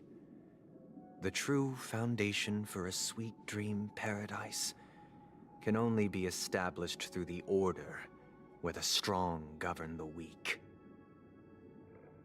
I know the suffering of being tormented, the turmoil of losing your way, how sorrow and even despair set in when matters don't work out. All of this causes me unending pain, because this is not what happiness is at all. We must teach the weak how to live a happy life. And this life isn't some noble propriety that the upper crust preaches, but in definitive terms, a way of survival that belongs to everyone. So what is your definition of living a happy life? Good question. Human consciousness is fundamentally an illusion, a cage known as self-worth. People lured in by this illusion make mistakes, yet still ask that external influences bear the burden.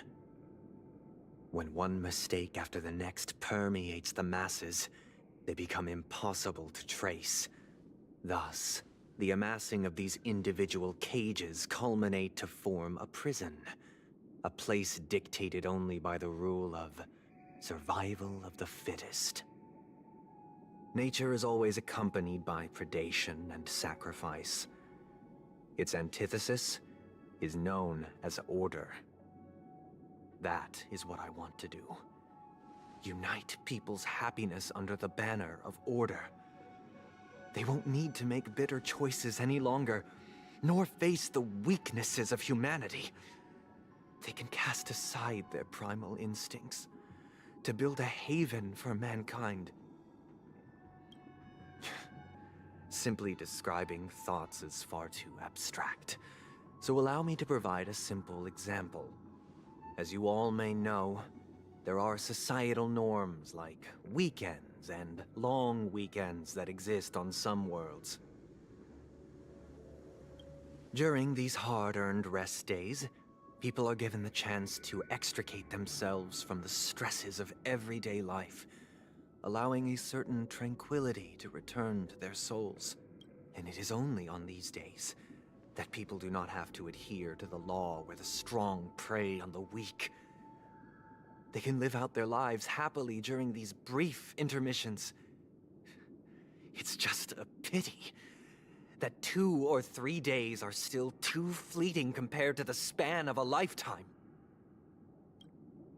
From where I stand, society's ideal system should be 7 rest days. Following Sunday, there should ensue a second, a third, and indeed an infinite procession of Sundays. This should be the face of the new world.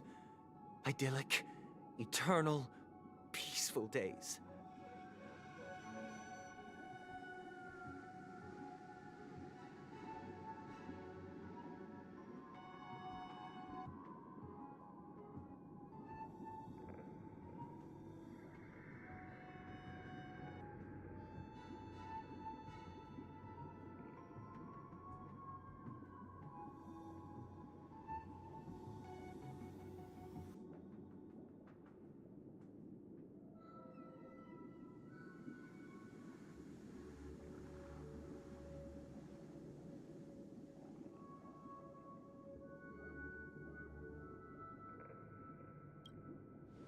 And thus, every person can return to their base selves in this utopia.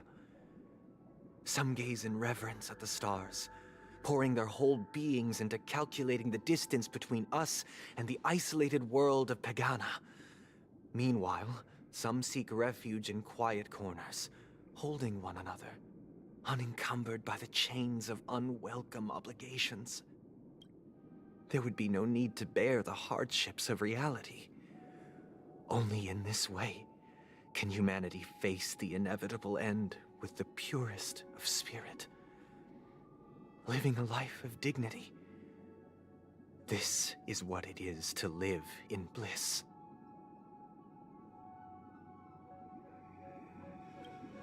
Miss Firefly, you who are stricken with entropy loss syndrome, you of all would surely understand this.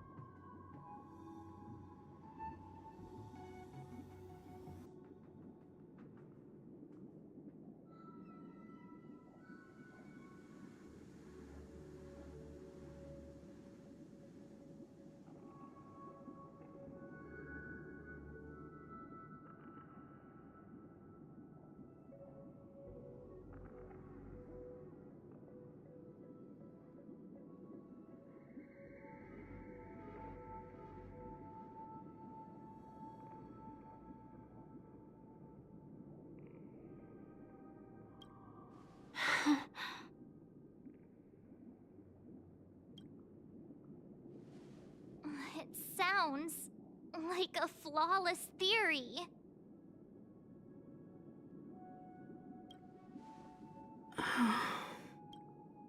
But what is the price to attain all this? The cost is minute, merely a personal and eternal sacrifice. If this paradise is to be maintained for everyone, someone must remain trapped in solitary awakening until the end of the cosmos. Awakening. Which means that this so-called paradise is still a dream. Stepping into this paradise means forsaking reality, correct? It is not forsaking, but transcending. Flesh, blood, sorrow, weakness. If the physical is the root of spiritual suffering, it is only logical that we defeat it. But in this supposed bliss, people won't have defeated their demons. The chance to overcome their tribulations would be forever lost to them. In other words, it is an escape.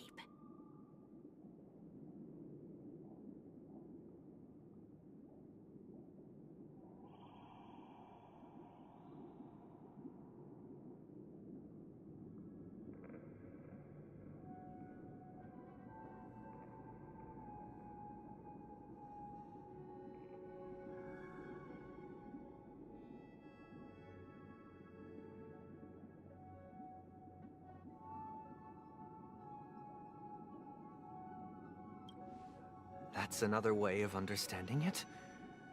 But there is no shame in escape. On the contrary, the seeds of escape exist in everyone's hearts. Don't you agree, Miss Firefly? And as to why we sleep, it is because we are afraid to awaken from our dreams. But this is not in conflict with the grand plan. Only in acknowledging this can we truly understand the frailty of human nature, and from there, show compassion and protection. I admit that you are a born leader. Your perspective on humanity brims with pessimism.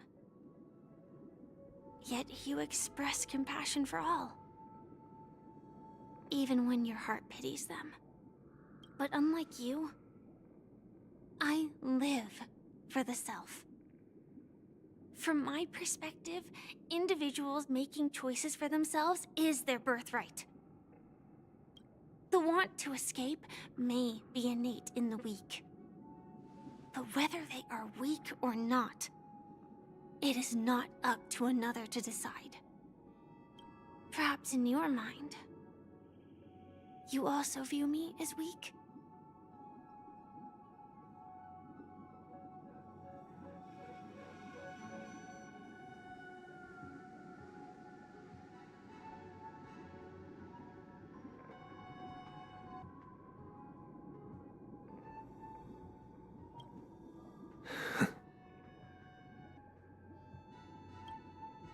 Because I don't think so. Since Miss Firefly has said her piece, the Astral Express will also naturally give you our answer.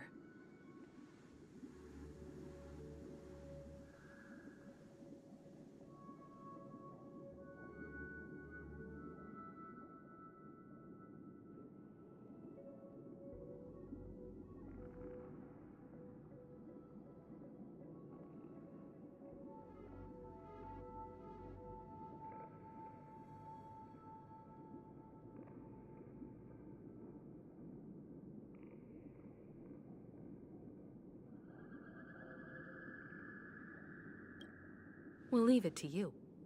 Just as Mr. McHale instructed before. Tell him our choice.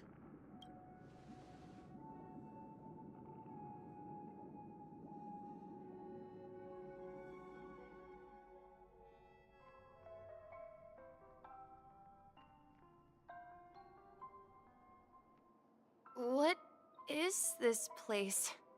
Does this place ring any bells, Misha? I don't know, but I feel a sense of deja vu. What is this place? It's the realm within a dream bubble. This was left to the Astral Express by a nameless, but weirdly, when we entered it, it was completely empty. Dr. Edward from the Dreamscape sales store told me that dreams are formed from memories, and a dream bubble can't take shape if its core is empty. So I thought you might be able to help us in unraveling this mystery, Misha. As a hotel doorman, you know Penacony best among us. I don't know much about dream bubbles, but if you want to figure out what this mansion is, I'll do my best. I'm counting on you then. Himeko, I still don't get it. Why were you so sure that Misha had a connection with this dream bubble? I wasn't sure. It was just a hunch. But since Misha feels familiar with this place, my hunch might be correct.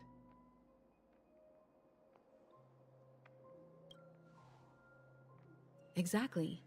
This is where you and Firefly encountered death, which we now know as dormancy.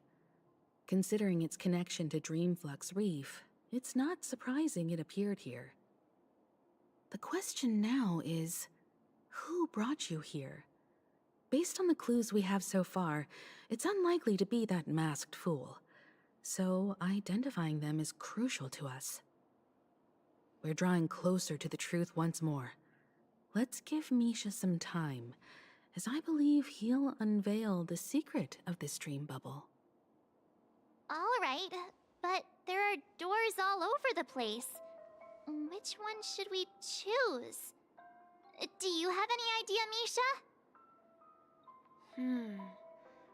I guess... maybe this way?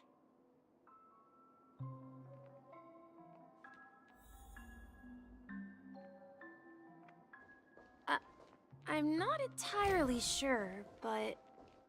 let's give it a try. Wait, you managed to choose the right door on your first try? Weird. This place is quite different from the hotel. But I feel like I've been here before, and even lived here for a while. If I remember correctly, there should be a fireplace down that hallway. Clocky and I used to sit by the fire, listening to the crackling of firewood. And the room on the other side was the toy room.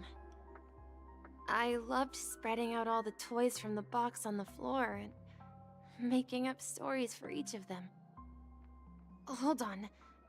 This doesn't make sense. Didn't I grow up in Dreamflux Reef? So, what is this place? This could be a case of amnesia.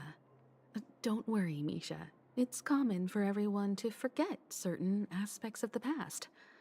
Those memories haven't vanished. They're just lying in the depths of your mind. We can surely get them back.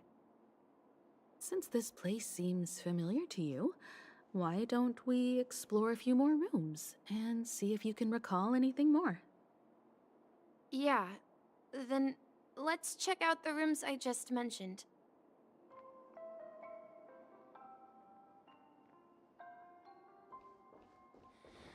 Tick-tock. Tick-tock. Tick-tock.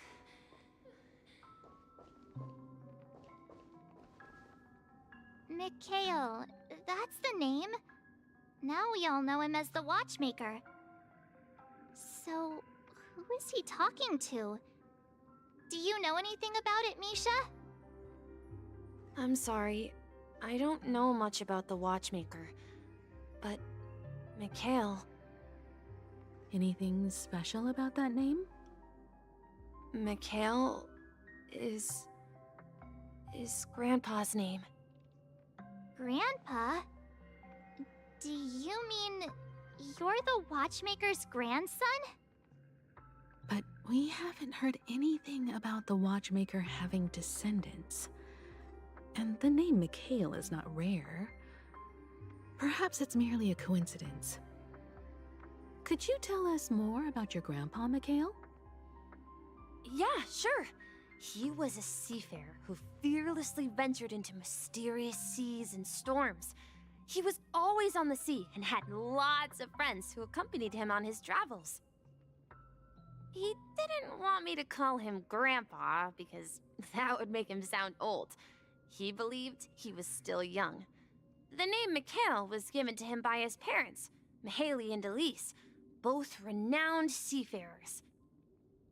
Every time he came back, he'd share his logbook with me and tell me about his adventures at sea. I want to become a great adventurer, just like him. It appears that the seafarer has nothing to do with the watchmaker. So, perhaps it's just a coincidence? So, where is your grandpa now? He went off on a new journey, and it's been quite a while since I last saw him. So, where has Clocky gone? Did he leave to protect Dreamville?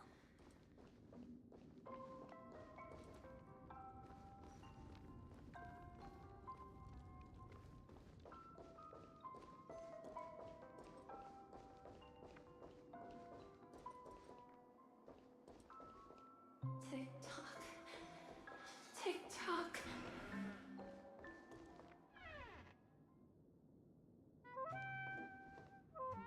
I heard some noises from the room. Origami Bird? That's a friend of mine. You and Origami Bird are friends? Yeah. It's a member of the Compass crew, just like Clocky and Miss Mirror. And there's more than just one Origami Bird. They are a big family with lots of brothers and sisters who look the same. They follow Miss Mirror's orders and handle all sorts of jobs on the ship. They're the best sailors. Sailors? Can origami birds be sailors? Could you tell us more about the compass, Misha?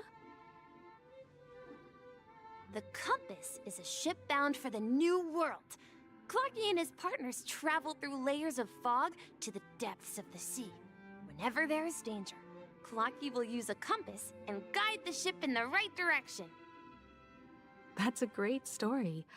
But in the Penacony cartoon, Clocky and his partners have always lived in Dreamville and never ventured out, right? Huh? Oh, that does seem to be the case. Weird.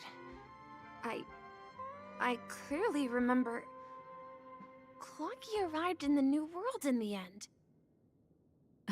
Perhaps Clocky has a hidden past. I think I hear the sound of water. You once mentioned there's a magnificent fountain up ahead.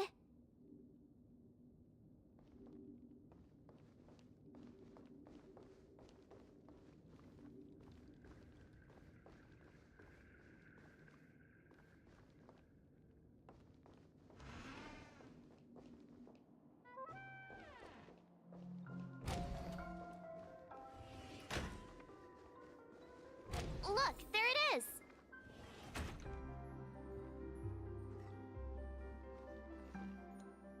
The water resembles a precious jewel, embedded in the dreams of all seafarers.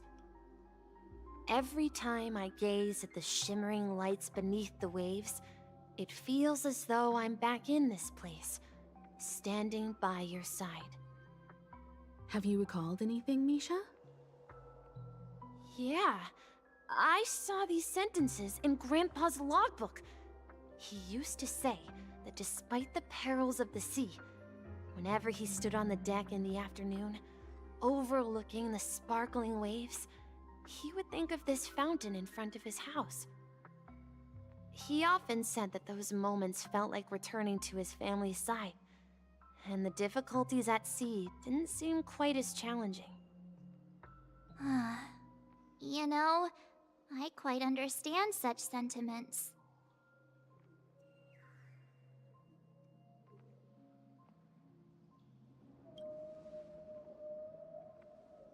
Hey, don't tease! I was just being a bit sentimental. Perhaps every adventurer far from home carries a fountain within their soul. Even though the other side of the sea remains shrouded in the unknown, the fountain in front of his house serves as a compass, leading him back to his cherished ones. Yeah, while Grandpa was at home, we would stand by the fountain and place the compass, a toy boat that I made, into the pool. Back then, I would ask him when I could go on adventures like him, and he would always laugh and say I was still too young. It seems this Mikhail is truly a seafarer and has nothing to do with the watchmaker. Yeah, based on Misha's recollections, the scenes in the dream bubble appear to be his childhood memories. But this raises more questions. According to Misha, he was clearly born on an oceanic planet and led an ordinary life, with no connection to Penacony at all. Could this be some sort of metaphor? Perhaps the sea refers to the memory zone. I'm sorry. I don't know, but my memories keep pouring out uncontrollably, like water flowing from a fountain. Perhaps I'll remember more things if we go further.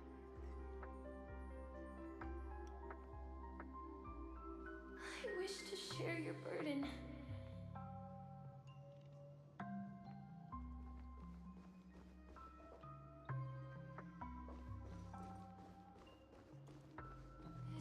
We're going to the opposite side, right?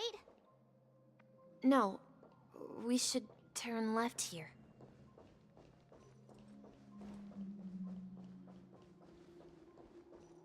Uh-huh. Something feels different about this place. This is it. I remember this corridor.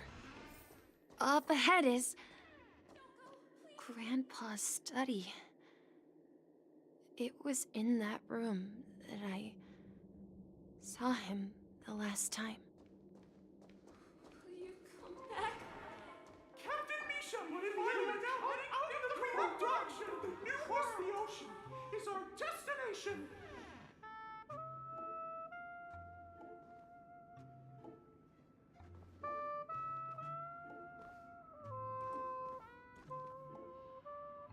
The atmosphere in this room feels totally different. Misha! You finally come! Clocky, you're here! Yeah. This is the room where we first met each other. Are those books on the bookshelf logbooks left behind by that seafarer? Yeah. Whenever he came back, he placed a logbook on the bookshelf in his room. They contain records of his expeditions to every corner of the world. He described our world as a fountain. At some point, the sea started to gradually swallow up the land where people lived. To ensure that everyone had land to settle on, he had to continue exploring the sea and search for the source of the rising seawater. On that day, he called me to his study, telling me that he was embarking on another journey. However, I could sense the gravity in his expression. It was the same look I had seen on my father's face before his final voyage. I asked him if I could go with him, but he said that my adventure lay elsewhere, and told me to stay home and patiently await a certain sound at the door. What sound? He told me about a vast ocean in the sky. An ocean of stars. He spoke of a train that transports children with a desire to venture far away, traversing the sea of stars without ever stopping. He said that he knew the crew on the train, and that he had asked them to take me along.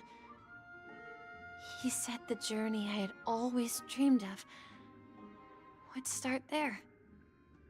A train? Could it be? It's the Astral Express. I remember now. Grandpa's friends are a group of nameless who came to this world to resolve a disaster caused by a star. Then, he gave his pocket watch to me. It was his cherished treasure, appearing in every one of his adventure tales. He explained that difficult times were ahead, but assured me that the watch would guide me. He said, as long as I kept moving forward, I'd eventually reach my desired destination. And then, it was as if I heard the distant sound of a train whistle, echoing throughout the room. Exactly, Misha! And then we followed that whistle, didn't we? Yeah. I think I can still find the way we took back then.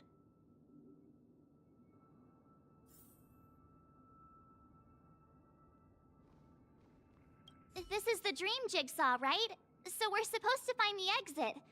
But where can we find the last piece? Do you remember? You said you obtained a mysterious shard when you stumbled into this place. Hey, the shape seems to match. So this shard is also connected to Misha? Looks like we're just one step from revealing the truth. Let's get to the other side and investigate.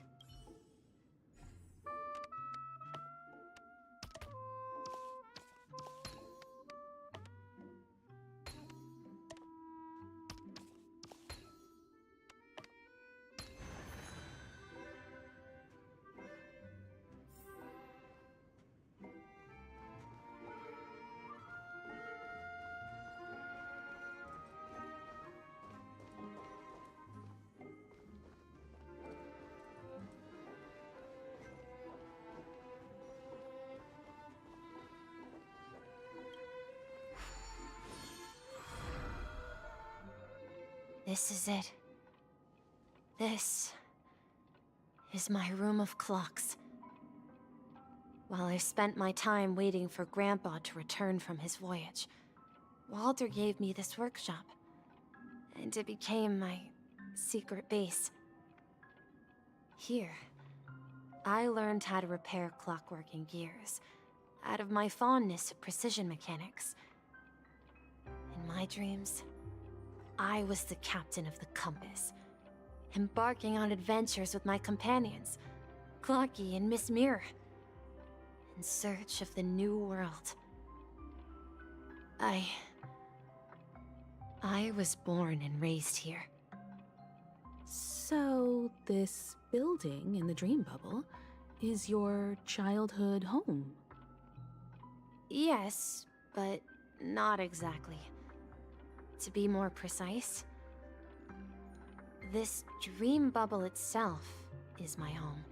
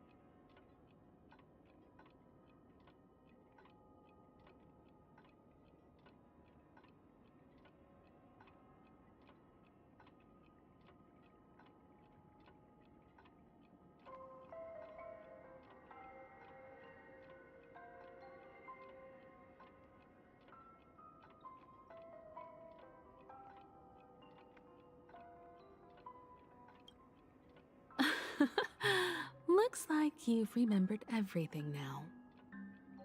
Wait. Why does it feel like everyone else knows something I don't?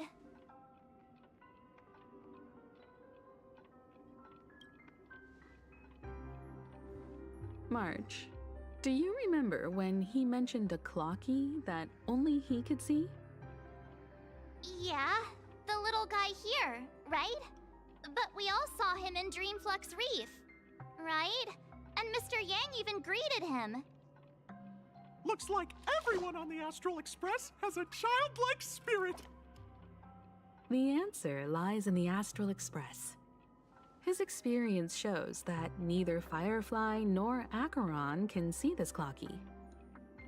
And when we were in Dreamflux Reef, you may have noticed that for some reason, nobody outside of the crew had ever talked with Clocky.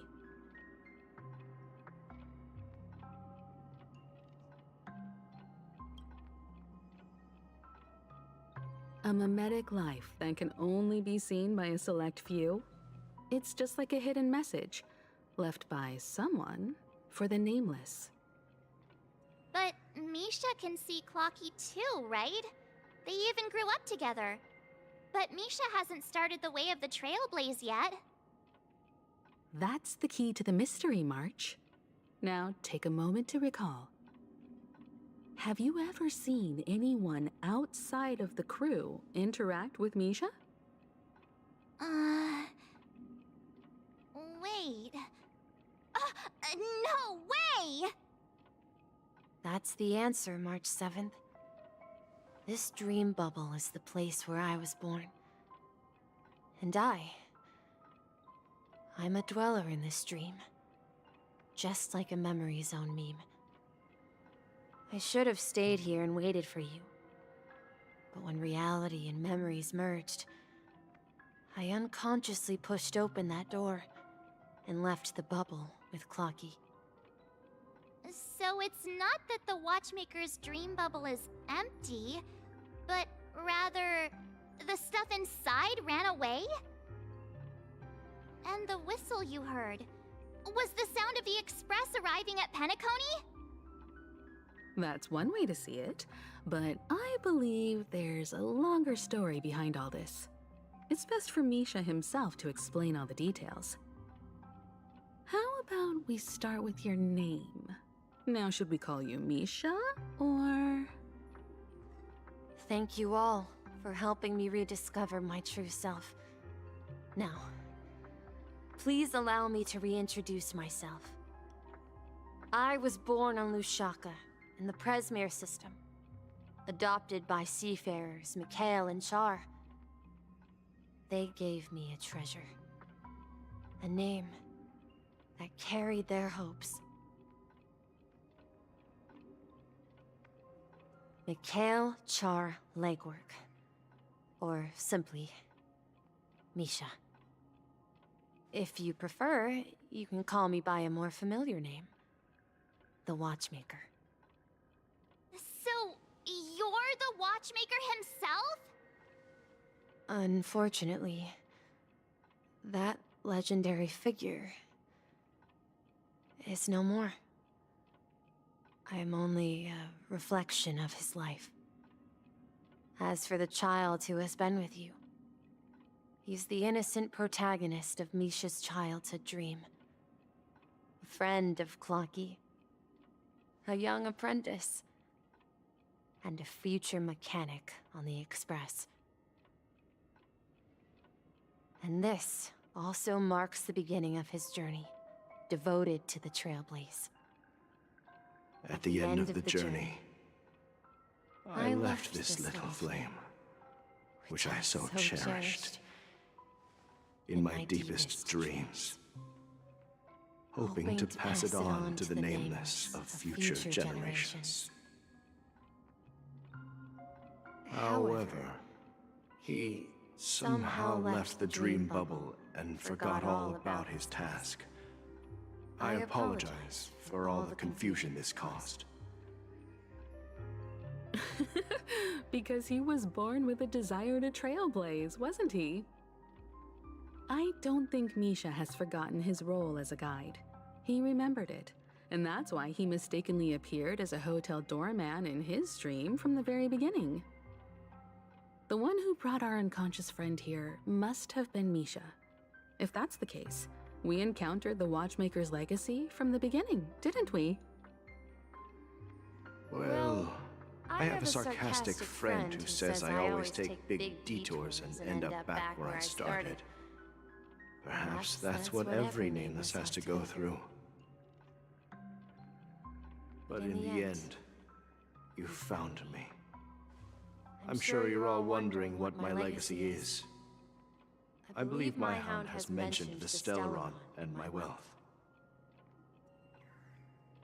If I may apologize, the Stellaron part is real. As for my wealth, however, it's nothing more than a baseless rumor. I left my homeland as a child and embarked on the journey of Trailblaze.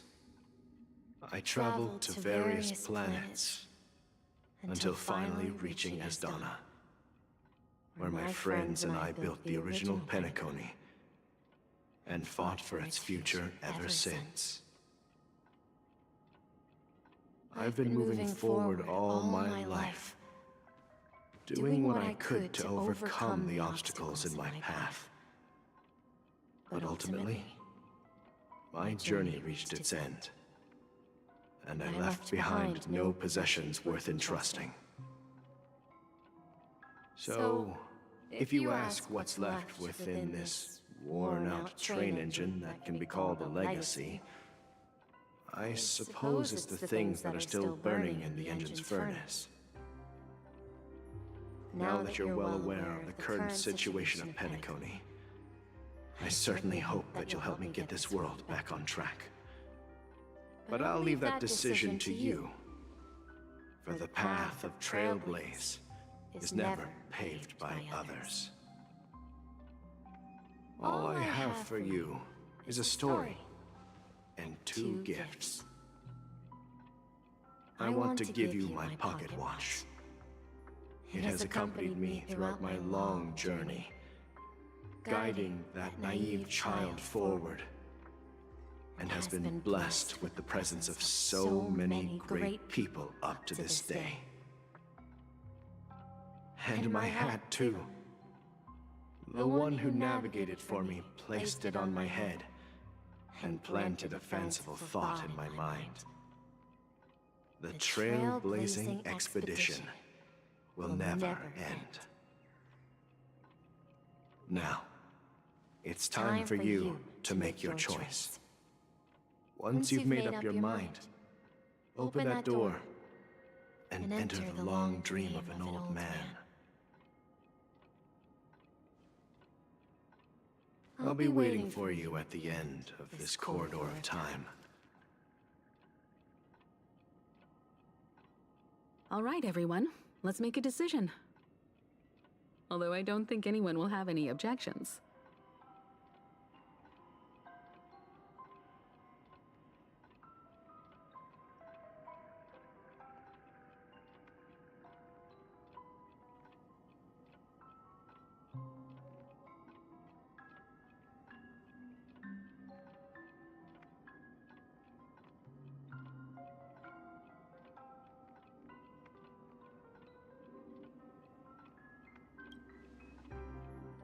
Of course. We've come this far. Surely there's no other option than moving forward. In that case, it's unanimous. Then let's proceed together to the end of this stream and tell Mikhail our decision.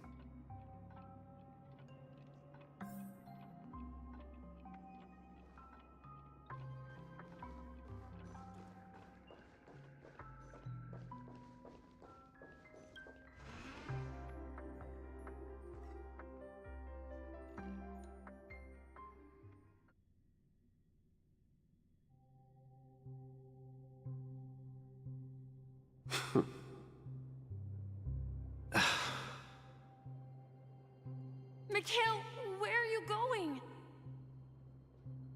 Someone has to step up and save Lushaka. So why can't it be me, Misha? Please don't go. And if you must, please take me with you. Don't leave me alone. Even without me, you know how to proceed forward, brave Captain Misha. The compass is waiting for you. Haven't you always wanted to be a better adventurer than me? Now go, board that train and start your journey. Where are you going, Mikhail? I'm going to clean the floor in the parlor car. I've promised the conductor. Wait, first tell me, did you fix this watch? Yeah? I know what it looked like before. Its chain was broken, the back case torn, and the marks on the dial all worn out. How did you manage to fix it? Well, it's hard to explain, but I knew it could be fixed. It's the hands, Mr. Amundsen. Its hands were intact and pointing in the right direction, so I knew there would be a way to fix the rest.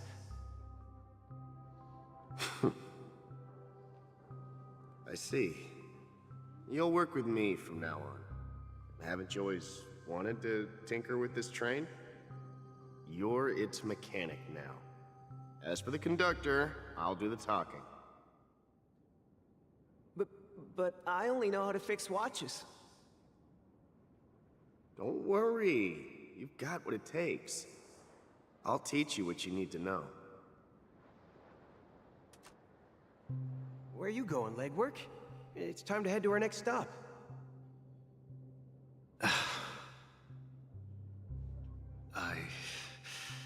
I'm staying in Astana with Rosalina and Tiernan.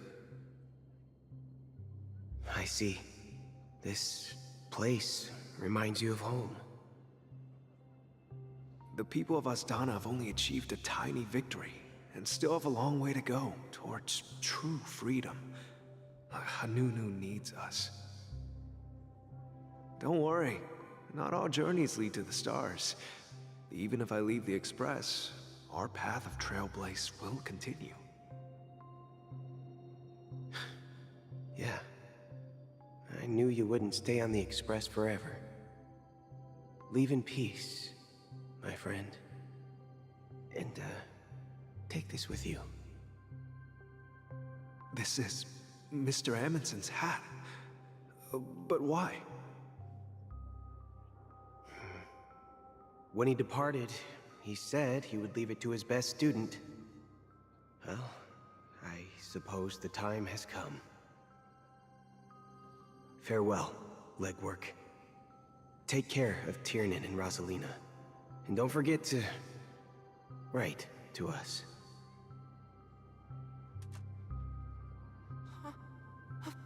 Where are you going, Watchmaker? Don't worry, Micah. Just going on a little trip. Someone has to be at the forefront of the interstellar frontier, and I'm the only former Nameless in Penacony. So why can't it be me? Because you're all we have! Have you forgotten about Tiernan? The cosmos is way more dangerous now. What will happen to Penacony if we lose you too? But what will happen to Penacony if we don't find a way out?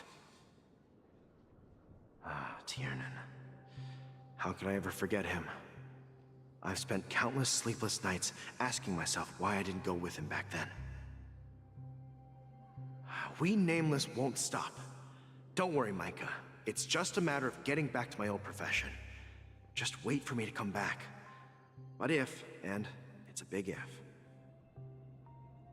if I don't come back in one piece, then you'll become the next Watchmaker. Where are you going, old man? Oh, you're here. Answer my question. What are you up to? Relax, Gallagher. I just came up with a great idea. Wanna hear it? Oh, come on! Aren't all your ideas just ways to get yourself killed? I may be blunt here, but you're the last remaining hero in Penacony. If you die too, the secret of the Stellaron will go to the grave with you. Yes, I'm afraid there's no way out in Penacony, so I'll have to consider alternatives beyond Asdana. We'll organize a festival using the Watchmaker's legacy as a facade, and send invitations to the entire cosmos to gather people here. So, a desperate struggle against the family? Desperate? Don't we have you here, my friend? This task is challenging, but what hasn't been challenging for us along the way? Well, whatever you do, remember, make sure to send an invitation to the Astral Express. Misha! Where are you going? Oh, it's you, Clocky. Take me to Dreamflux Reef. Last night, I had a long dream about the day we met. I want to write down that dream. Write it down? Why? Oh, so I won't forget it. Do you remember how you got your name, Clocky? Of course! You told me that when you were a kid, you lived in a room full of clocks. Those wall clocks and pocket watches grew up with you and were your best friends. Yes, but what I didn't mention was there's a funny misunderstanding behind it. I was a kid, and there was always a special pocket watch in my memories. It was with my grandpa, guiding him on his sea voyages and leading the way in his every adventure story. I wanted to have a pocket watch like that too. And that's when you appeared in my dreams. Yeah. Every night, we boarded the compass and set sail together. But you know what? It wasn't until the day my grandpa gave it to me that I realized it wasn't a pocket watch at all. It was a compass. So, your name should have been Compassy. And the Watchmaker is just a nameless.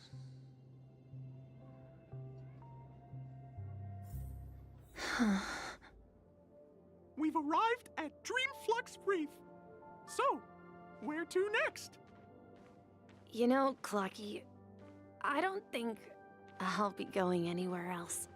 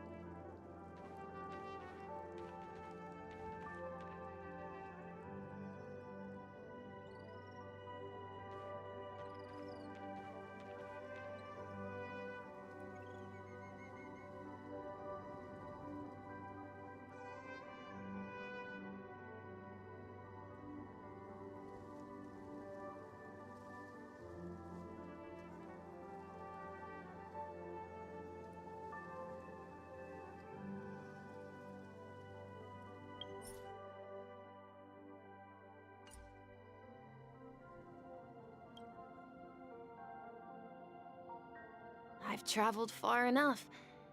and it's time for a little break. Oh. So, we'll set out again. When you're rested? No, I'll stay here. And then, this is where it ends. This is... where it ends? What do you mean, Misha? You told me that the trailblazing expedition would never end. Yeah, that's what I said. So now, it's up to you to decide your next destination. My next destination? What's that supposed to be? I've been following you. Misha? You're acting weird today. If you're feeling down, we can just do what we usually do. With the clockwork. No, I'm not feeling down. As for clockwork, yeah, it resolves all problems in this dream. So, do you know what clockwork actually is? I'm not quite sure. Well, everyone gets lost at times. They may hesitate and doubt which way to go. That happens in this dreamscape and beyond. But don't worry. Everyone goes through moments of uncertainty and hesitation. Eventually, they gather the courage to make bold decisions. Whether it's calming, joyful, angry, or sad, all they need is a little nudge to take that step toward where they truly belong. I'm leaving that little nudge with you, and I hope you'll share it with others. Such is the essence of clockwork, the will of the Trailblaze.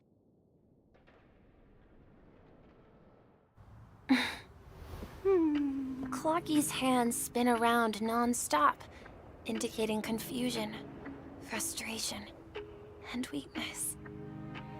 But ultimately, people still need to move forward. Just like your hands, always pointing ahead.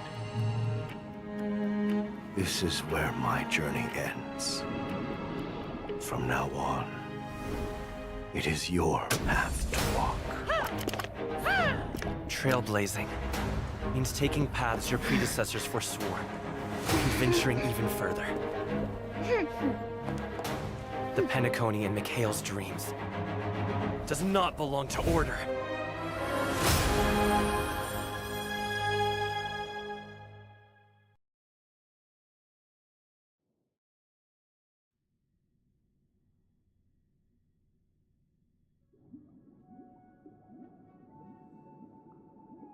I can't believe that Eon would cast a glance at Penacony at a time like this. Is it because of the resonance from the legacy of the Trailblaze? Or perhaps the bond between you is so strong that it even impresses an Eon? Well, there might be another possibility. Perhaps they want to witness, on behalf of the fallen Eons, who will hold the future of Penacony. If that's the case, on behalf of the Dream Master of Penacony and the 107,336 members of the Oak family, I'm extending a formal invitation to all of you. I'm cordially inviting you all to the Penacony Grand Theater to participate in the upcoming Charmony Festival. And, of course, you won't be in the audience, but on center stage. Since the future of the Stellaron, Penacony, and even the entire cosmos is at stake, let's draw a conclusion there, in all fairness. If you truly believe in Akavili's path, then show me their courage and determination.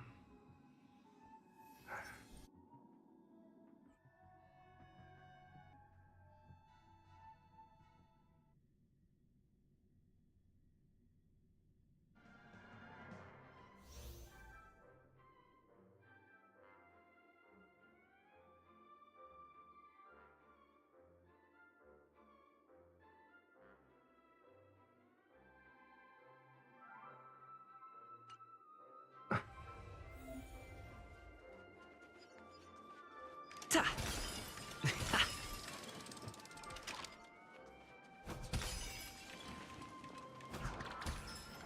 Ha!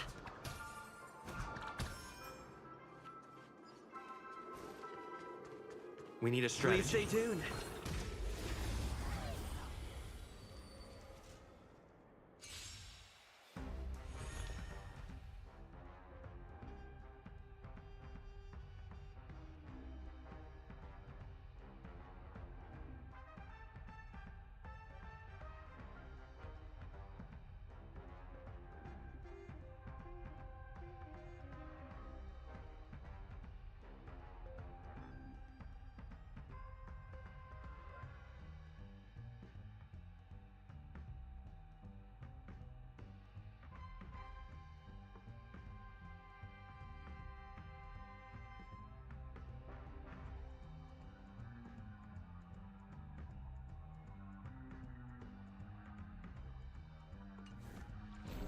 Time to test our rapport.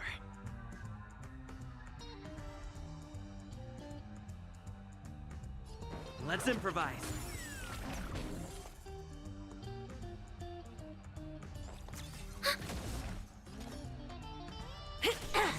Step up, let's see ya. I'll catch up. Take your positions. Dreams do come true. Enemy targets detected. The mood is set just right.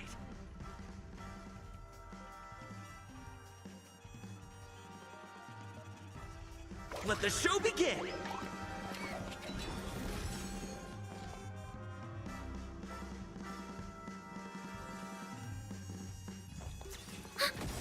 It's time. Enemy data secured. Net markers activated. Time for a good old counterattack.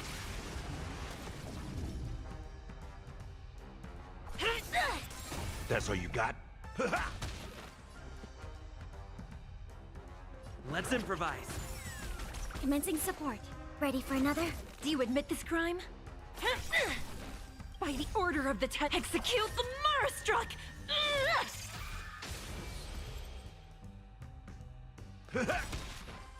Life's like a good brew, my friends. Indulge yourselves!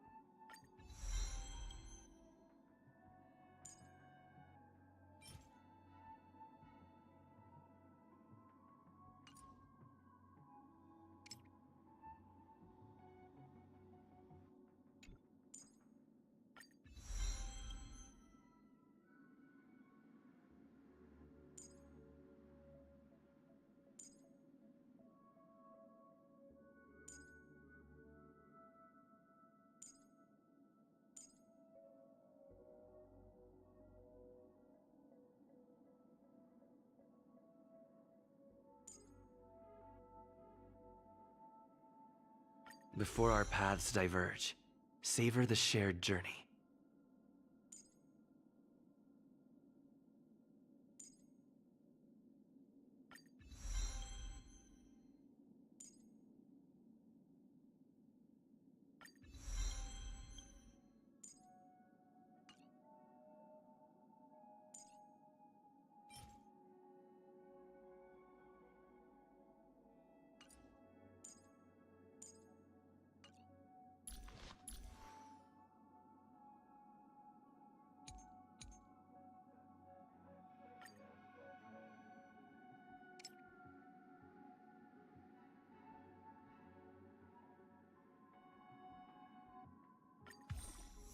Journeys never end.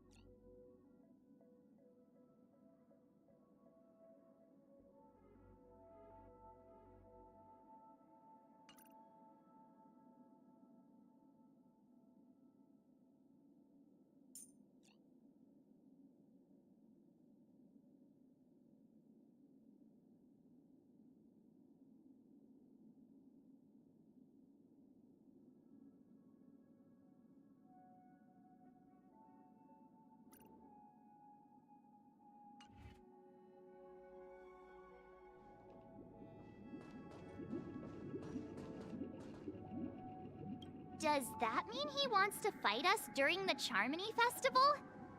I'm afraid so. This is weird. Aren't Arc villains usually plotting some dirty conspiracy in the end? But he actually said something like, "In all fairness." Could it be that he's underestimating us? Well, in my opinion, Sunday is deeply committed to his own philosophy and genuinely wants to prove that the Order is right. I sensed a strong conviction and a desire for dominance in him. Maybe he won't accept the outcome unless he wins fair and square. That's why he'll give it his all in the upcoming battle.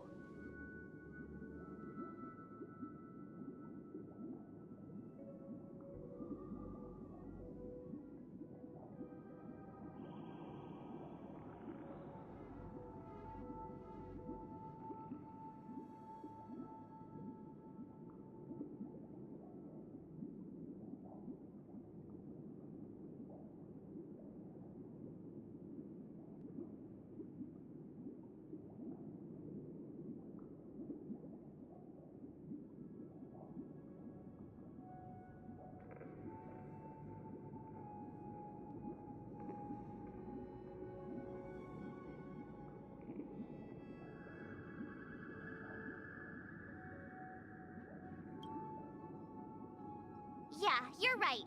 We've even dealt with a Lord Ravager of the Destruction, so a follower of the Order won't be a big deal. Anyway, we can't leave the Stellaron unchecked. This is about trailblazing a bright future for Penacony and fulfilling Mikhail's and his predecessors' long-cherished wishes. Now that we've taken up the mantle, we can't afford to fail them. However, the same applies to the Order.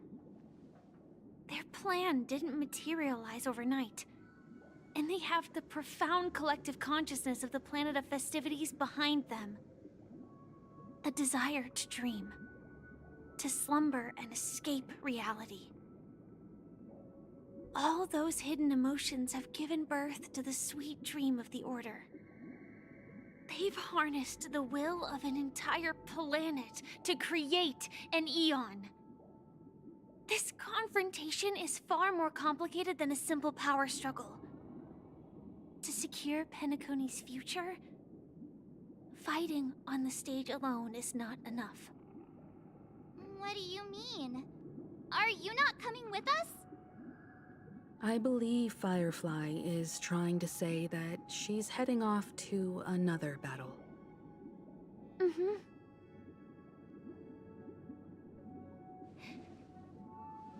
Before I left, the Destiny Slave told me that this journey would bring unforgettable rewards. Even though the script he gave me only had a few lines, I couldn't ignore them. Because one of the lines said, "I'll experience death 3 times in the land of the dreams." 3 times? This can't be serious, right? The first time was a painful death when I was stabbed by the Blade of Dormancy, which led to all subsequent events. The script will always come true, but in a way that will only be revealed when that page is turned. So now I've understood the meaning of my second death. And I am prepared to face it. If all goes well, my efforts will provide crucial support for you. Only by achieving victory in this battle can we secure a future for Penacony. And only then, my third and final death won't come true in the most terrible form. The most terrible form? Does that mean... The true death. Where everyone in Penacony loses themselves completely in the eternal sweet dream of the Order. We must do everything we can to prevent that. Have you made up your mind, Firefly? Yes. Otherwise, I wouldn't be here. Thank you again for your assistance for the Astral Express. May we meet again, in reality. Yeah. Farewell, everyone. May your trailblazing expedition never end.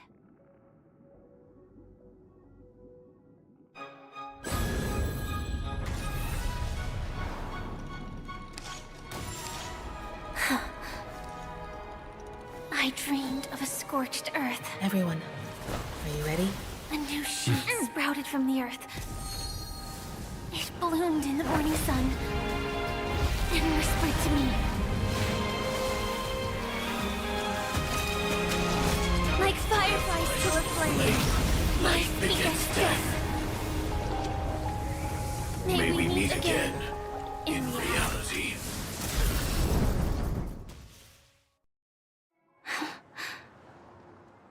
After today, Japella's name will disappear from cosmic history, and the Everflame Mansion will take its place.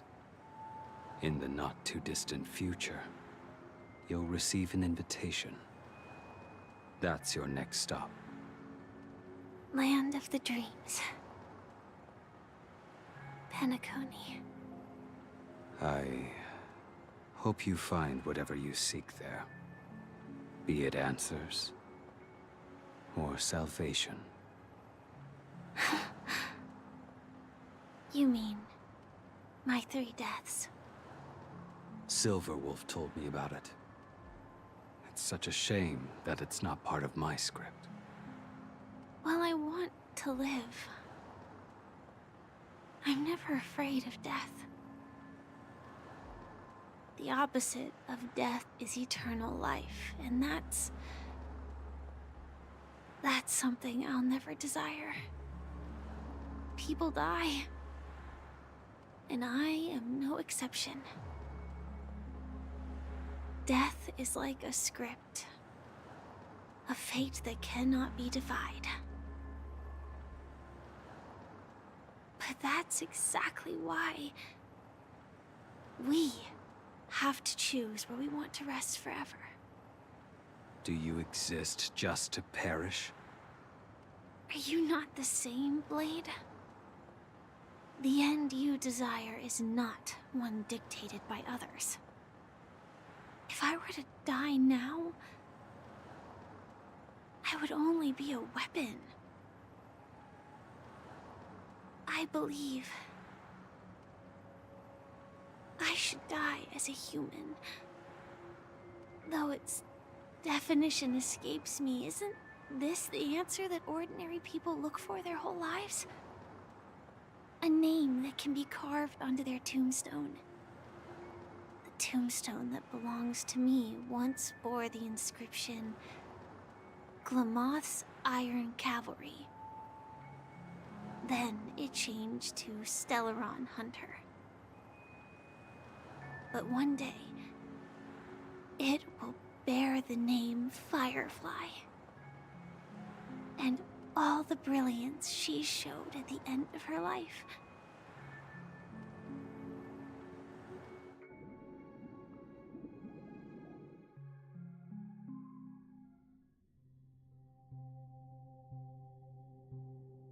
That's quite unexpected, old man.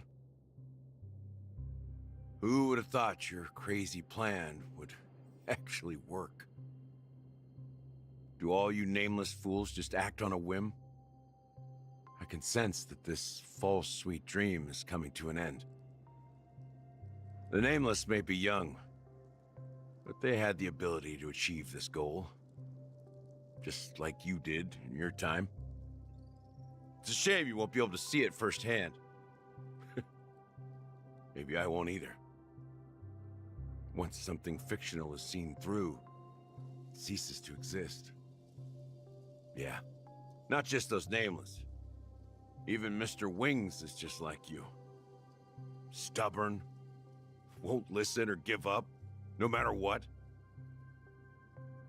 Well, fate is unpredictable, I guess. If we weren't bound by those cursed paths, maybe we could have had some good talks. But in the end, we managed to do it. And now we can find solace.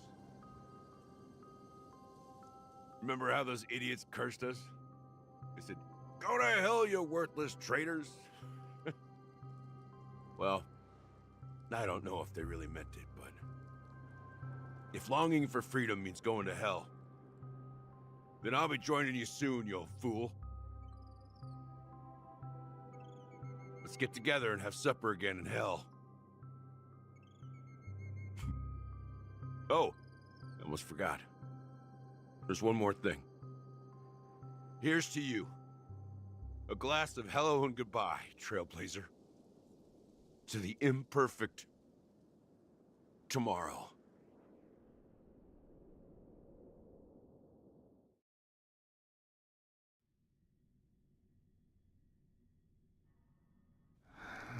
It's warm here, isn't it? You're lucky to have found shelter from the rain. Let alone fresh berries in this desolate place. I was just following the scent of life. It's particularly strong in a place like this. It's a shame these berries don't have much flavor. Seriously? In case you didn't know, this fruit is pretty juicy. The only downside is that when you chew it, it becomes extremely spicy.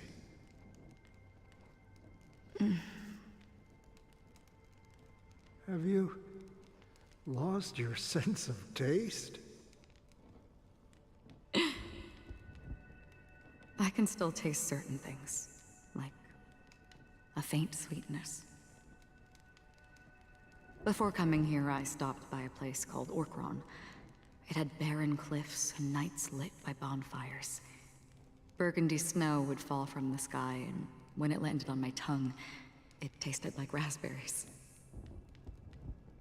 The flavor wasn't exactly sweet, but it left a lasting impression. When I think back on my past, I realize that what's tying everything together isn't the big events, but rather these small yet unforgettable moments.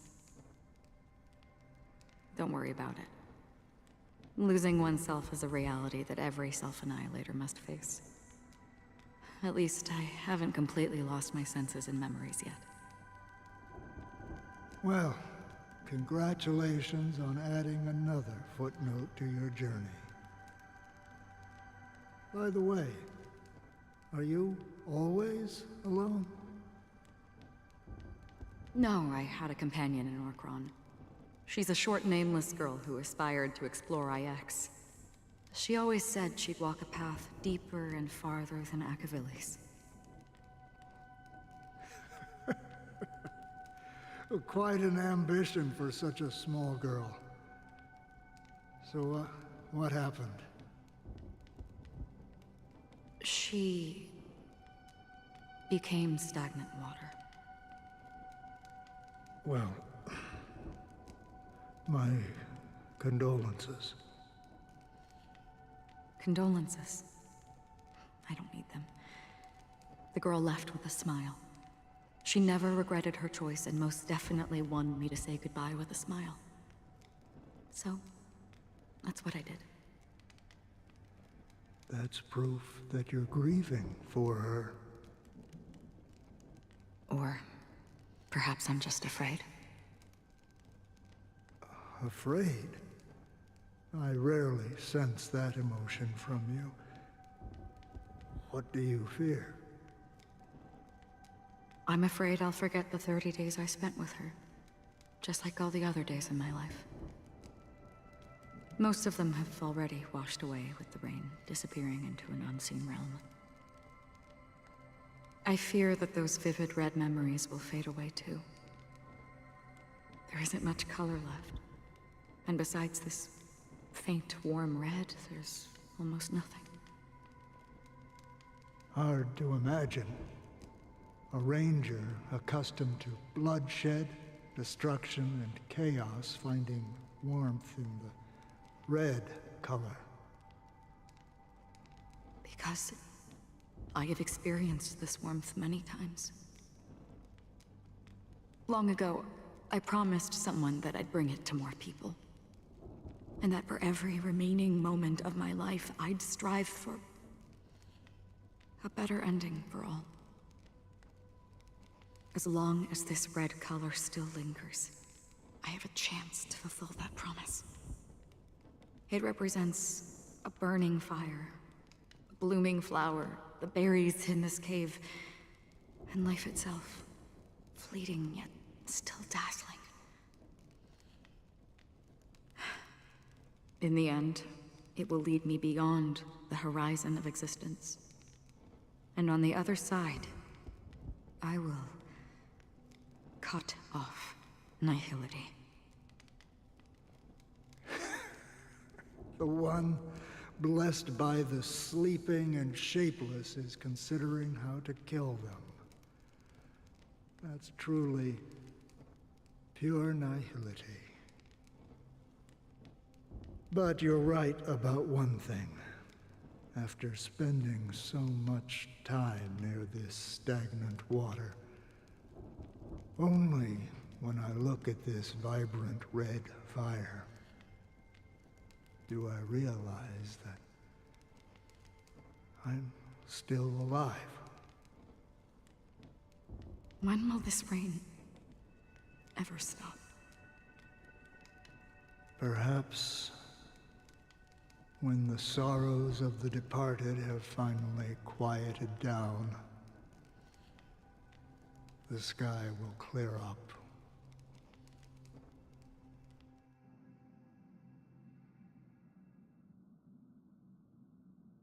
Have you heard of a planet named Biari Scamandros, Don Hung? It's one of the Paradise Kingdoms under the influence of the Harmony. A sought-after wonderland for the inhabitants of the Dardanu Major and Minor systems. Half an Amber Era ago, the family held an unprecedented festival there. And after that, everyone on the planet became part of the family. Do you think the same thing will happen on Penacony? Yes. Or how else can we explain it?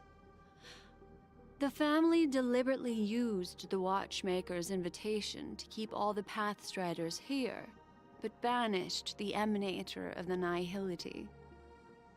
Because of the Nihility, I'm rarely affected by the power of other paths, but somehow I can unconsciously infiltrate them.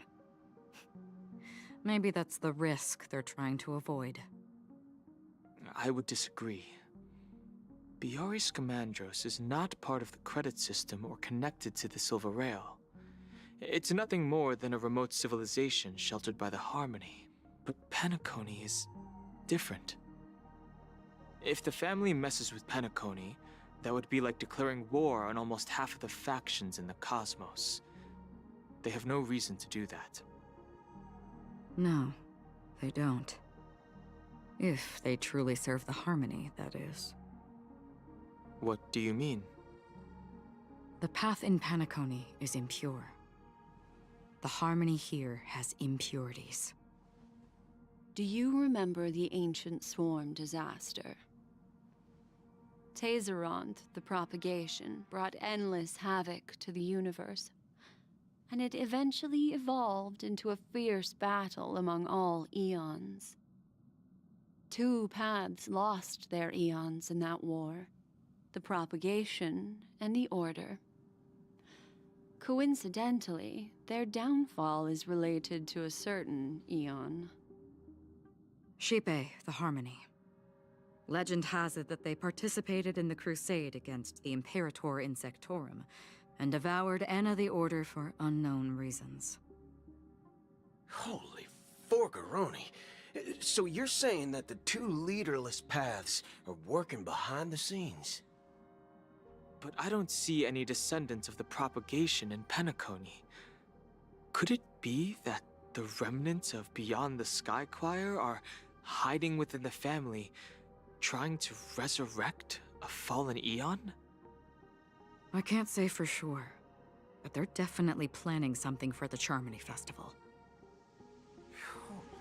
Whoa, Boo, now this is getting way too complicated. Is this why you want us to leave Astana right away? Are you giving up? The Charmony Festival will start soon. There's one thing that I need to confirm no matter what. A warp jump is the best way to do so. Time is running out. I have another plan.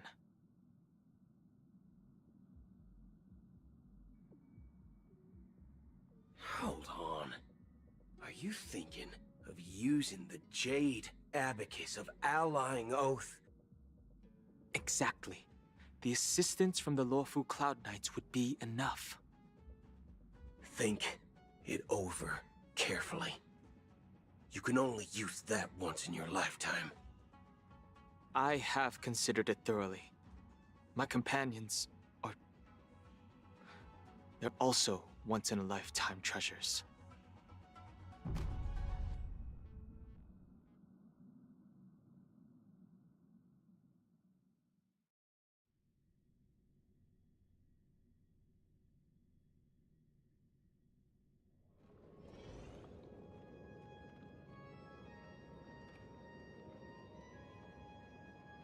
Are you the only one here, my child? The Nameless is quite the diplomat. Our secrets have spread like wildfire within the family. And IPC starships are gathering towards Astana. This is a crucial moment for us. So, where is the Chosen One who harmonizes the varied sounds?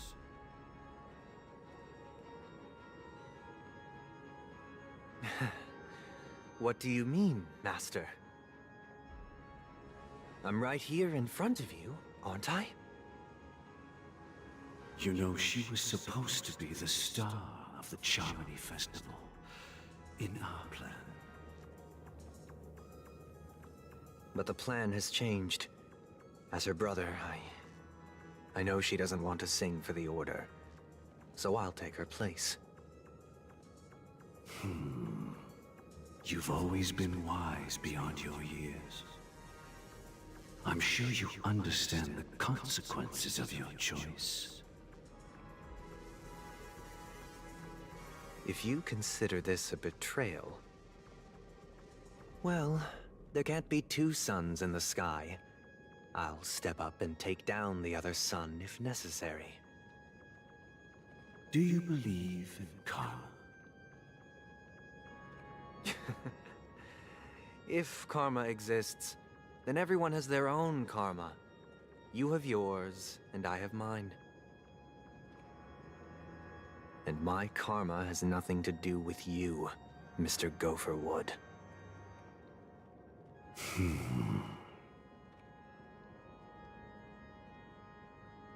All right. Since you're willing to sacrifice yourself for her, I'll grant your wish. Well, the compromise came sooner than expected. Why? You and your sister were born as twins of the Order. And one of you is destined to follow this path to the end.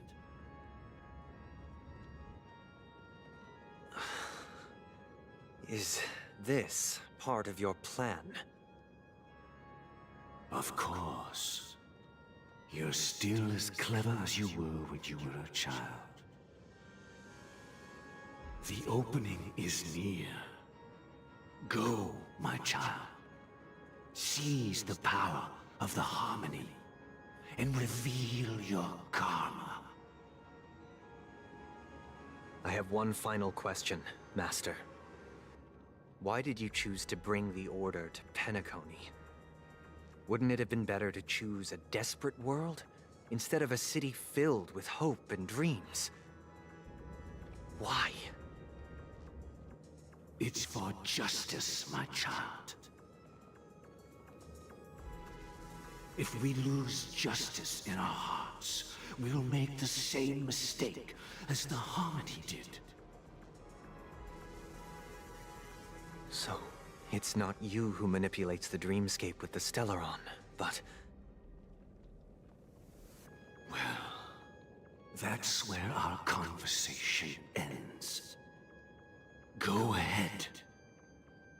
The 107,336 souls of the Oak family have dreamed of this moment too many times.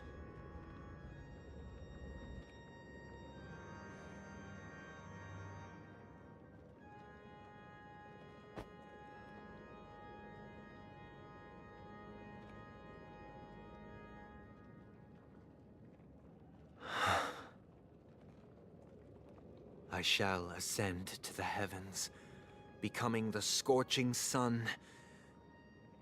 Bathed in my light, my people shall flourish, while all evil shall be eradicated.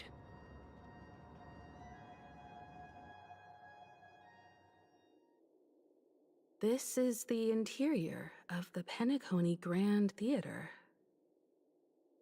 It's quite exhilarating to be flushed into the air by Soulglad. But why is the venue still closed when the Charmony Festival is about to start? And not only that, the entire theater is eerily quiet. No audience, no staff, no one around.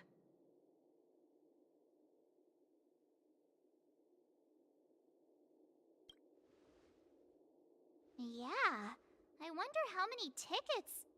Hey, that's not what we should be concerned about! Let's explore around. Be careful, everyone.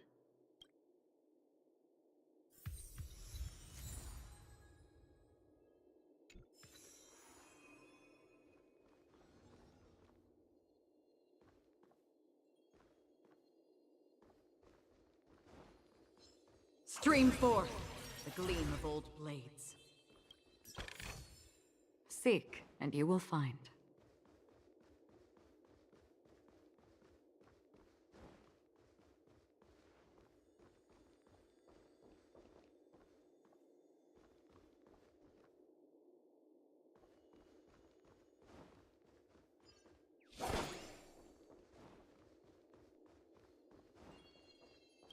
Gosh, the atmosphere here is so creepy and unsettling.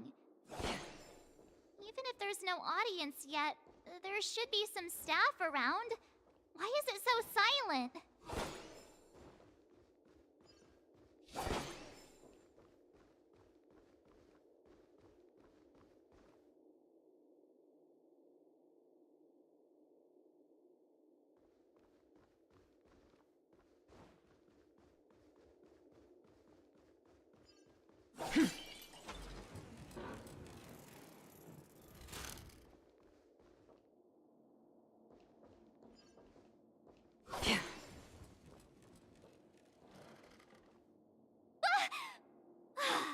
Yikes! They scared the life out of me! Why are there so many puppets at the ticket office?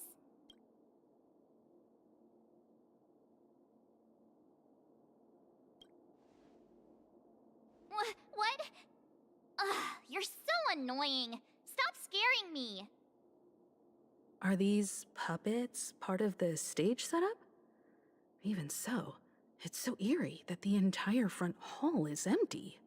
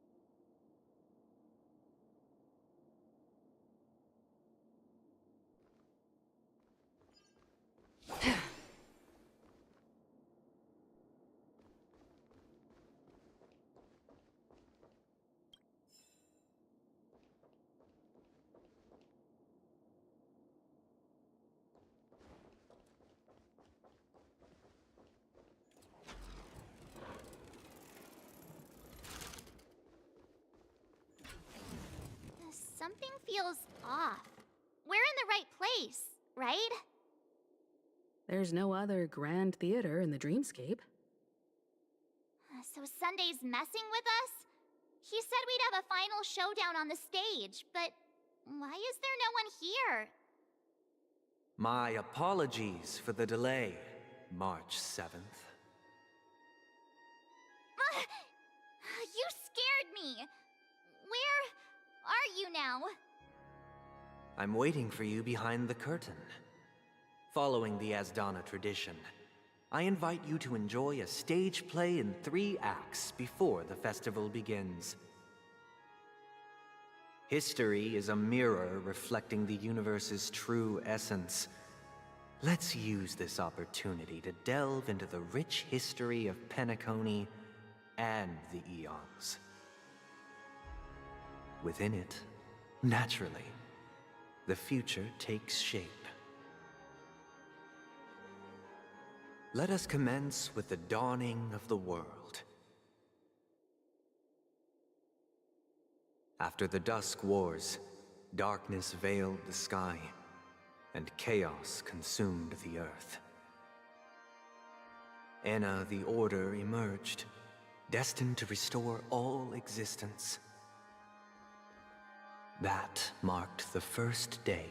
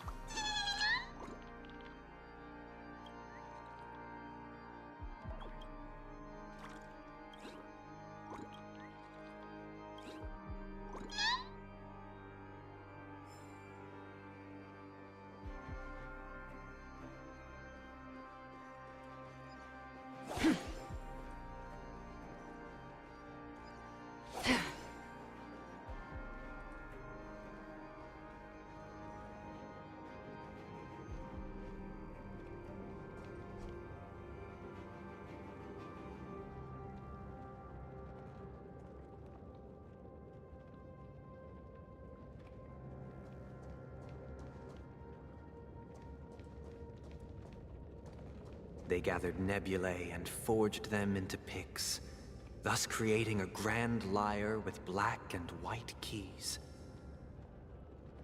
Strike the white keys, and the sun rose. Strike the black keys, and the moon rose. And so, the cycle of day and night arose. That marked the second day.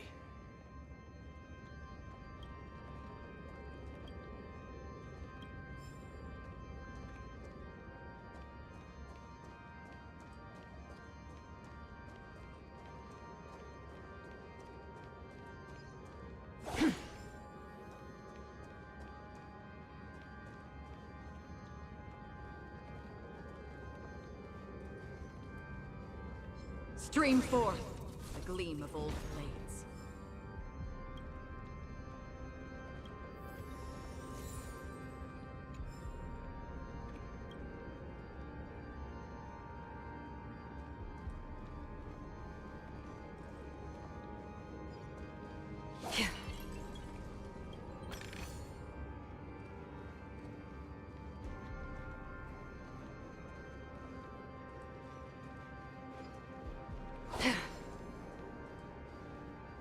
Stream forth the gleam of old blades.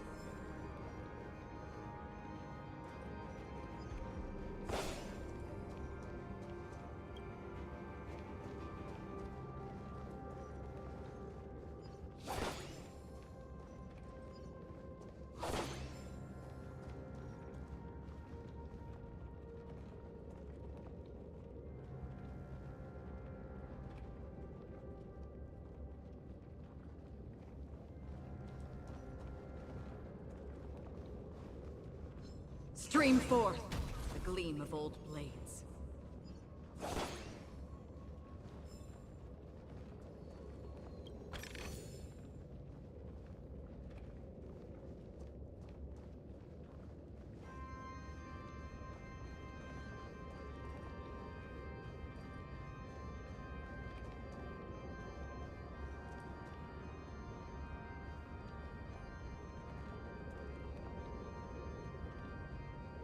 The puppets are gathering around the frame. Are they expecting us to enter it?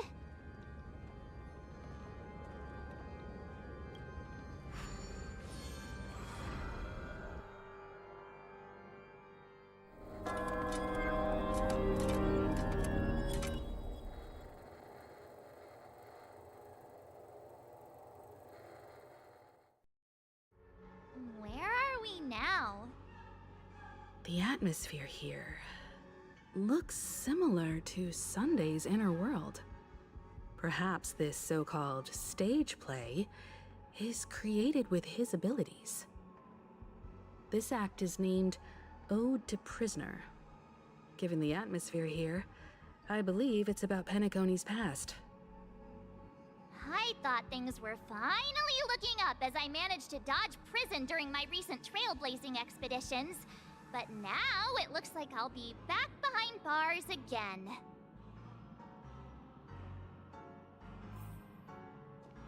I genuinely wish to avoid a violent clash with my esteemed guests from afar. Therefore, I've arranged 3 acts before the situation becomes irreparable. Where shall we start our narrative? Well, let's start with the time when Penacony was still a frontier prison.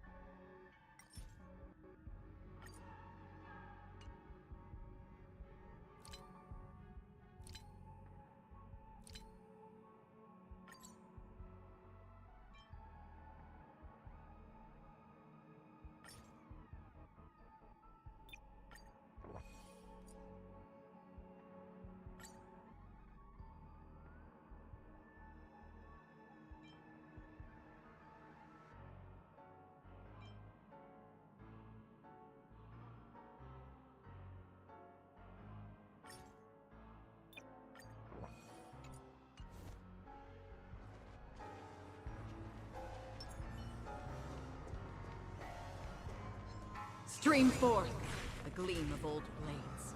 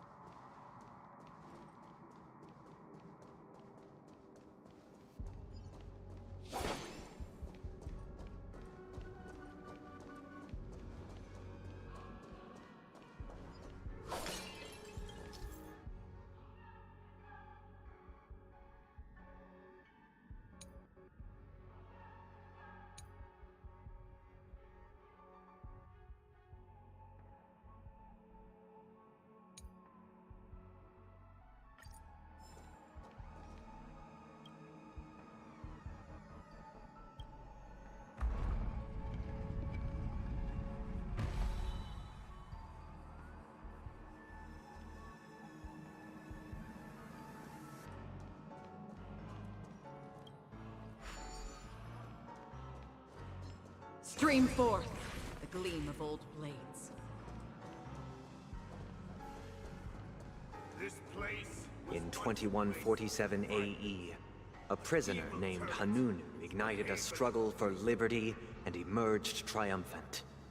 IPC referred to it as the War of the Frontier, while the Asdanians dubbed it the War of Independence.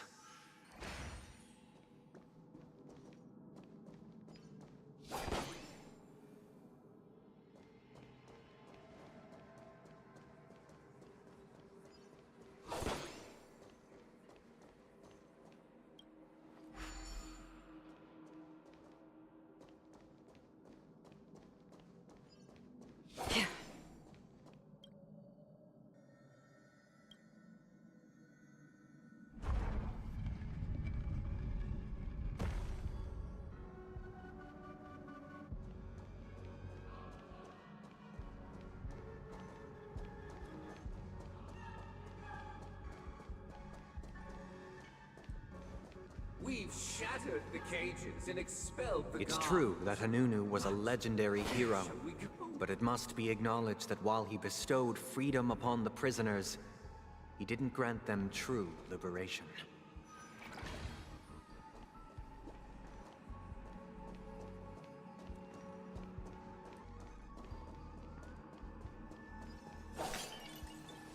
Thank you for staying here, honorable travelers. However, The three nameless stayed on the planet, endeavoring to spread the tenets of Trailblaze throughout the frontier prison. Alas, their efforts proved futile. Stream forth the gleam of old blades.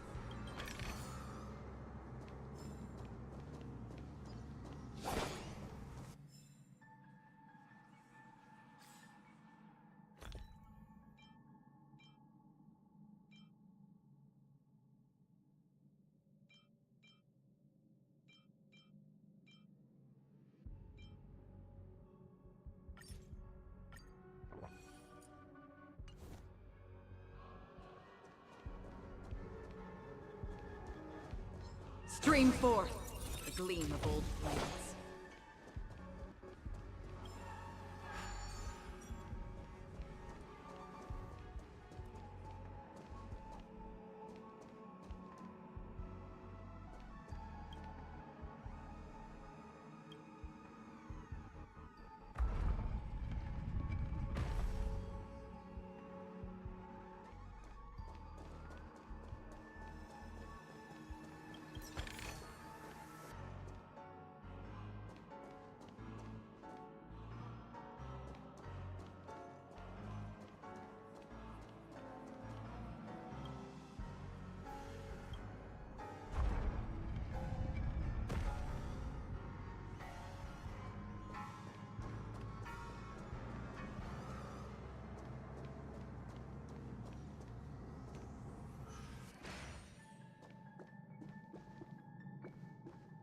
let's build another prison, not within the Once physical again, world, but as within Dana their was minds. engulfed in war, As long as we this keep them time in the prison, enemies they will originating from always within. have a sanctuary. The prisoners remained prisoners for the rest of their lives, fighting for freedom rather than living for it.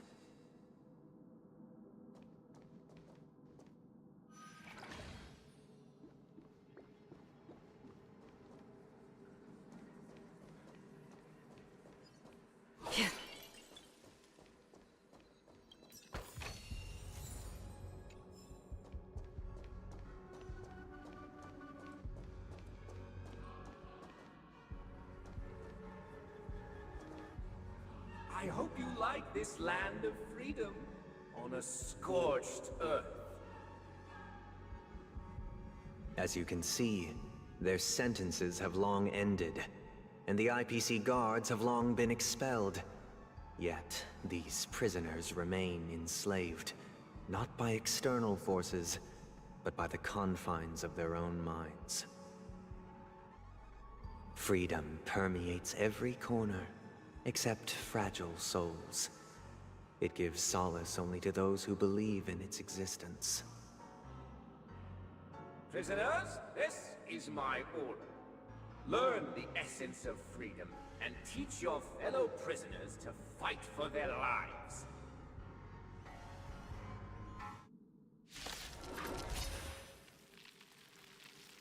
Hey! Why do we have to fight while enjoying the show? For I desire not only your enjoyment, but also your Guard and defend. assistance in its completion. Still waters of upliftment. Let's improvise. The dead return!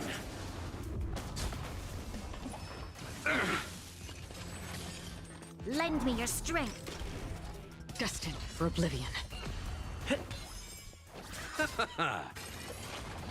All will eventually rest upon me.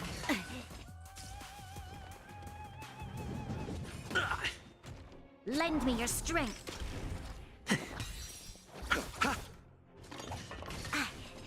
Receive divinity. Repay. I underestimated you. The dead return!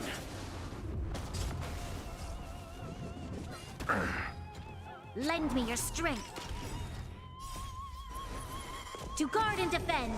Crush them! Bloom. Dreams do come true. Let the show begin!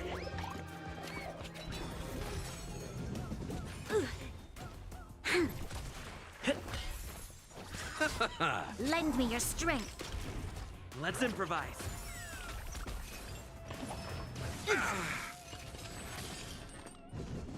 I mustn't fall! Receive divinity. The dead return! Lend me your strength! To guard and defend! Crush them! Dreams do come true. I underestimated you. Nothing major.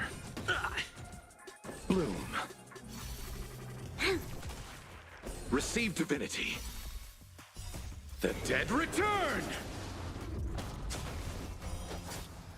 Let's improvise. Let the show begin!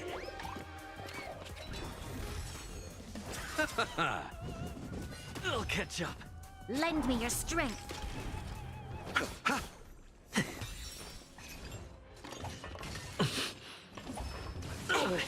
Fight with me! Bloom.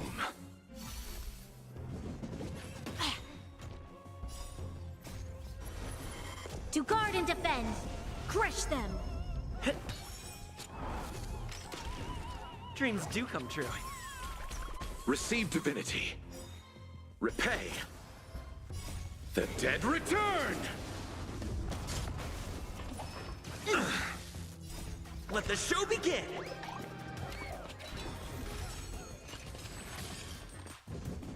Oh. Bloom.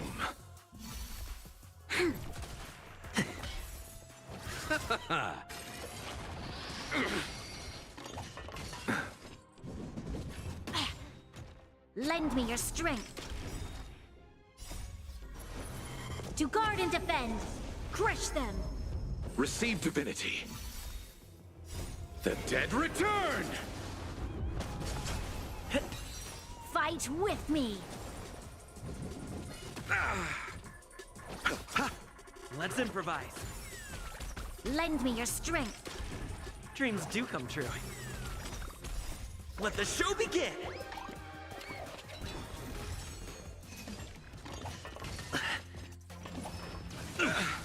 Bloom.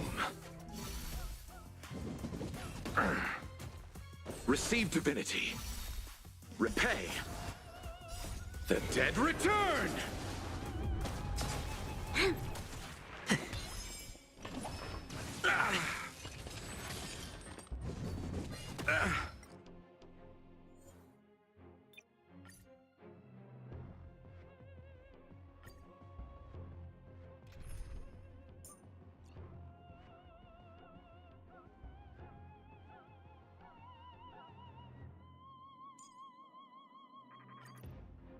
Oh, we meet again.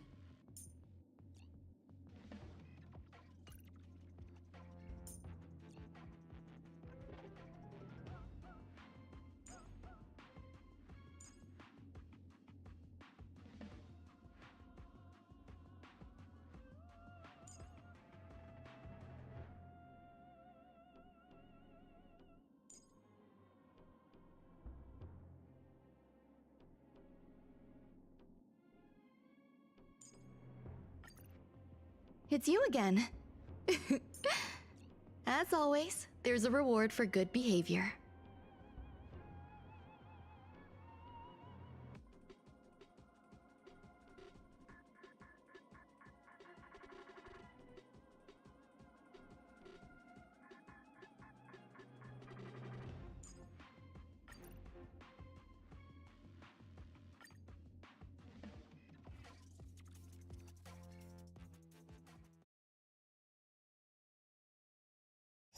Hey! Why do we have to Time to fight say while bye. enjoying the show?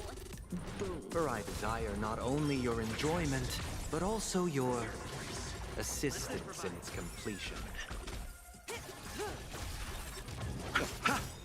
Relax. The dead return!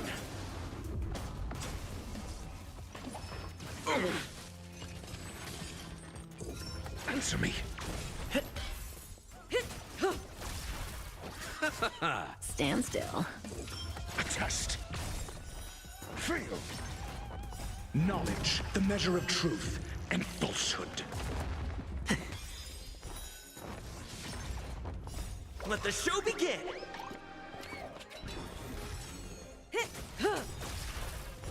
Fail. Time to say bye. Boom.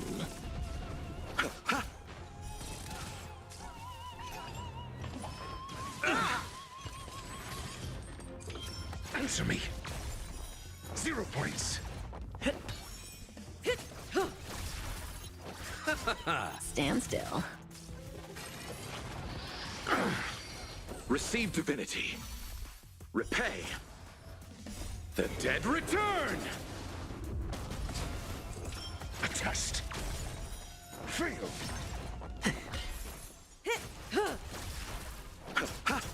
Relax. Time to say bye.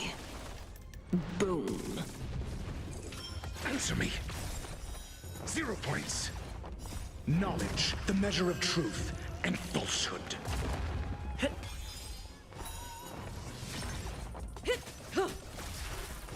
0 points. Stand still. Still the same one. A test. Fail. Let the show begin!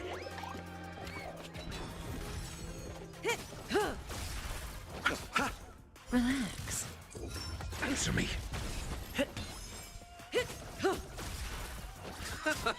Stand still. Time to say bye. Boom. A test. 0 points. Not bad. Bloom. The dead return! Knowledge, the measure of truth and falsehood.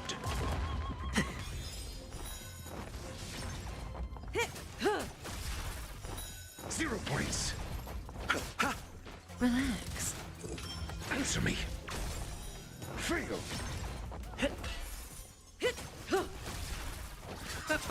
Stand still. A test.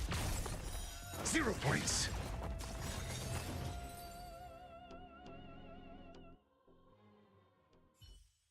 No one can restrain you anymore. You are free. Thus concludes the first act. Amidst a raging war, the frontier prison headed toward becoming Land of the Exiles. This must be how Penacony was constructed. With the aid of outsiders, the prisoners were finally liberated and established the Land of the Exiles. However, it appears that Sunday aims to convey the spiritual plight of the prisoners more than the physical aspects of imprisonment. This show is a bit too literary for my taste. But the battle part is quite easy to understand. Anyway, we've arrived at the exit. Let's go!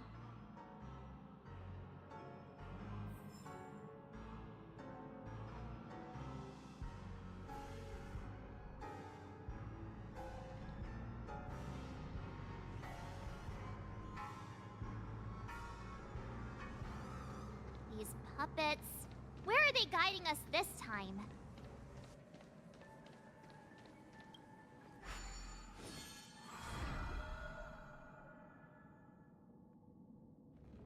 They transmuted streams of stars into inked nibs, creating symbols to be pronounced and counted.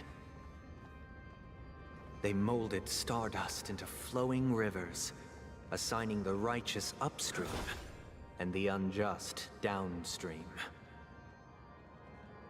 Thus, all things were marked, and the world learned to discern between good and evil. That marked the third and fourth days.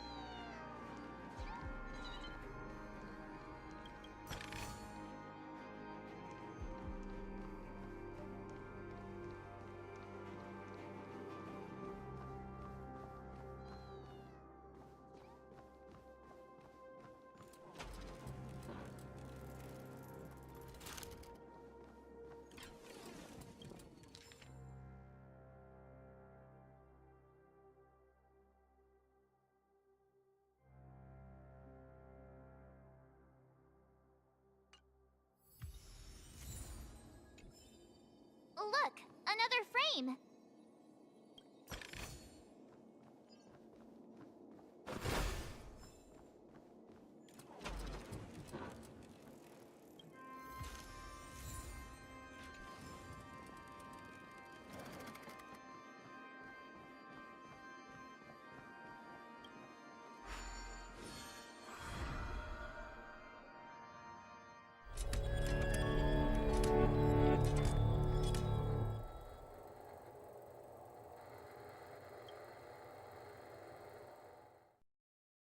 Ode to Fool. This must be the second act. The surroundings are different from before. The stage decorations look a bit tidier now. Behold the ensuing tale, a struggle for power. Penacony witnessed the ascent of the 7 major lineages: tree, grass, flower, bird, beast, fruit, and insect. Peace never truly graced Land of the Exiles.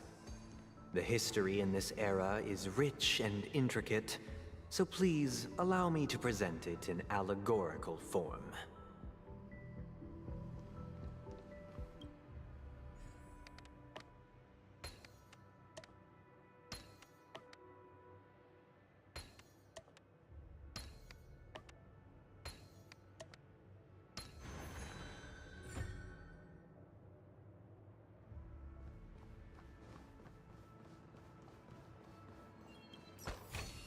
Welcome to this mansion, dear outsiders. Land of the Exiles was in disarray, besieged by both internal and external perils. Though the 7 major lineages appeared united on the surface, each harbored their own ambitions, leading to ceaseless conflict.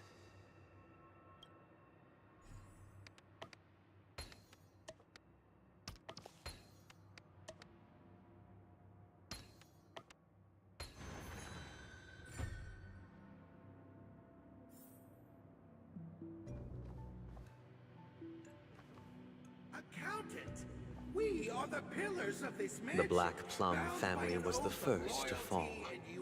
They withered away in the White Desert event, orchestrated by the Alfalfa family. Because Master shaped you from clay, but forged me from fire. I'm superior to you. My child, you did not serve the old The leader master of the Alfalfa family sought to defect to the IPC, trading freedom for survival.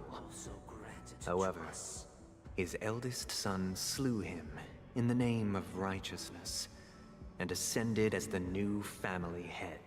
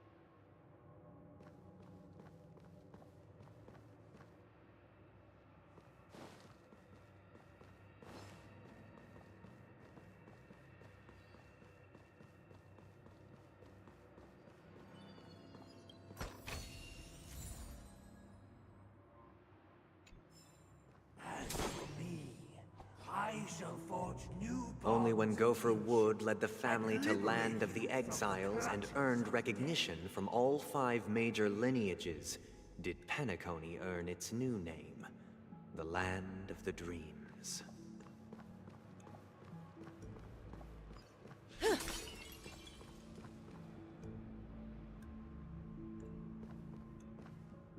Dear outsider, I beseech your aid.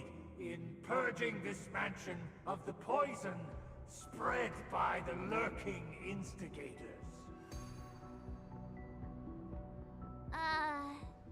You want us to help you? What do you need?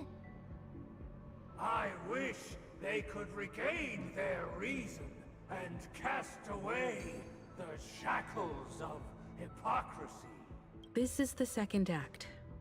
Looks like it's about Penacony's journey to becoming the land of the dreams, during which the family plays a crucial role. But this new master seems like a bad guy to me, don't you think? Perhaps this is the truth Sunday is trying to express, if you read between the lines. The Harmony changed Penacony just as the guards once did. Looks like we've gotta help those guys kneeling down over there calm down a bit, right?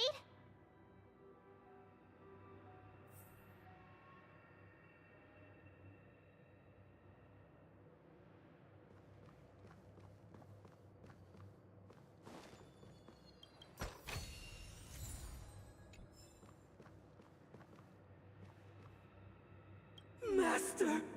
Oh, you will return in due course, and I shall stand vigilant, awaiting the reward for my loyalty.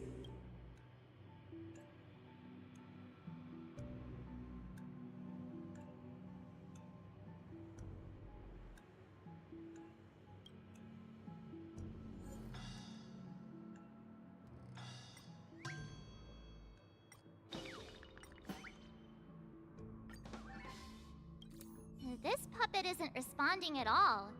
Did something go wrong?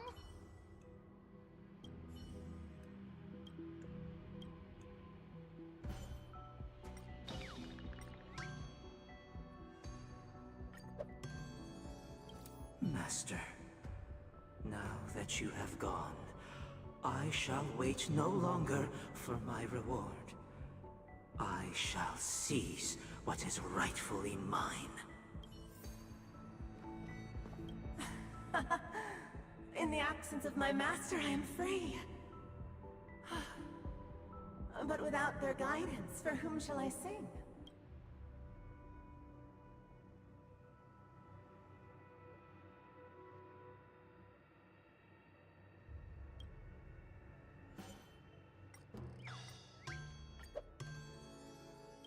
I shall sing for my new master, just as their noble voice once resonated throughout the cosmos.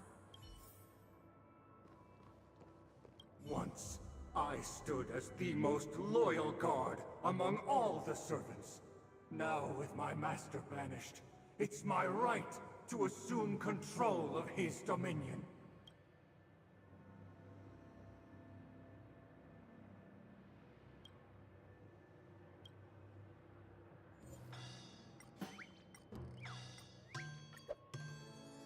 My former master has long departed. But why do I still fear the remnants of his creation? Master is no longer here. I thought I'd be free, but I'm not. Now, without my master's command, I'll have to seek guidance from the blind.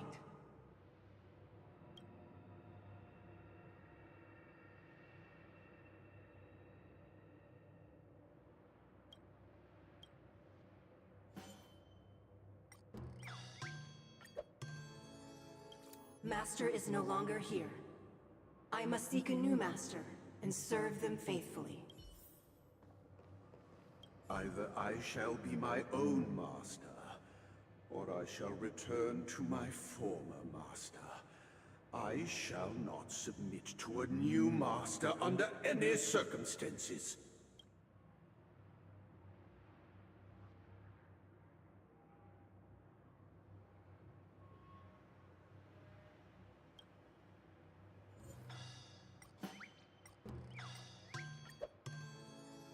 Without a master, who can grant me true freedom? Thank you, dear outsiders. My servants have regained their sanity. Heed me, one and all. Your former master shall not return. It is through righteousness and unwavering support for one another that we shall attain true perfection. Cast aside the veils of hypocrisy and embrace one another. Get ready. Looks like another fight is about to begin.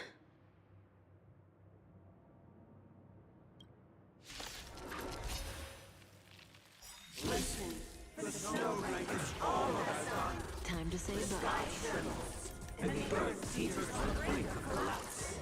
At the edge of the silver universe, the first buds sprout under the rising sun. Dreams do come true. Let the show begin!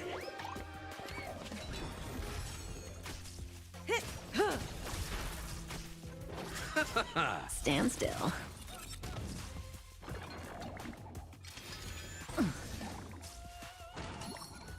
Didn't hurt. Receive divinity. The dead return!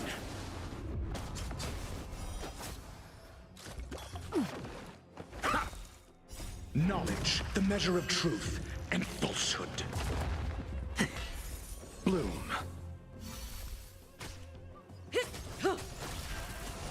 0 points.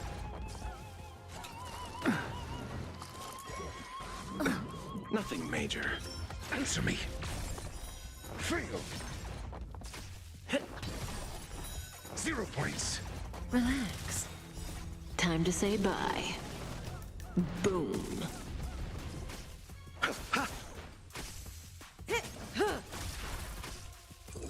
A test. Fail. Stand still. Receive divinity. Bloom. Repay. The dead return!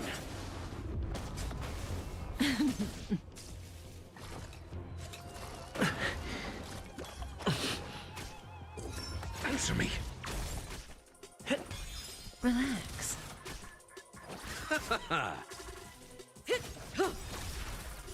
Time to say bye.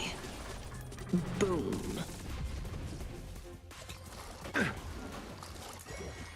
Still the same wall. A test. 0 points. Knowledge, the measure of truth and falsehood. Fail. Stand still. 0 points. Let the show begin!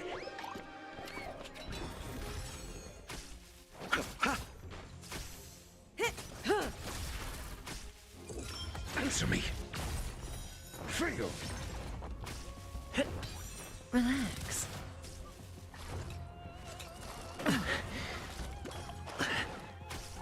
Receive divinity. Bloom. Repay. The dead return!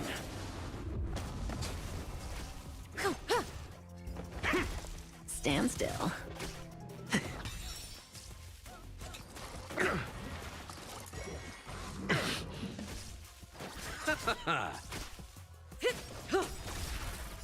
Time to say bye.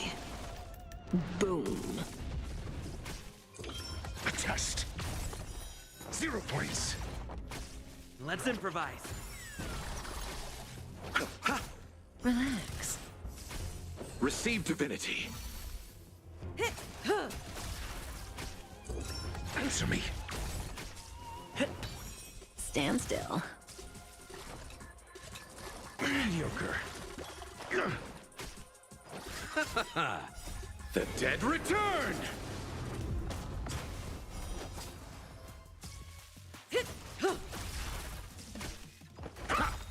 Relax. Knowledge, the measure of truth and falsehood. Dreams do come true. Fail. Let the show begin!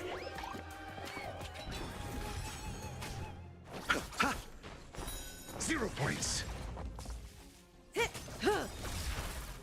Time to say bye. Boom. A test. Fail. Mediocre. Stand still.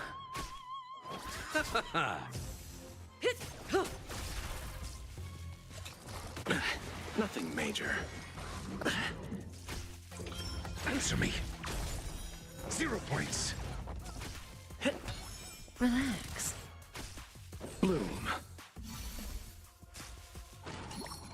Didn't hurt. Receive divinity. Repay. The dead return!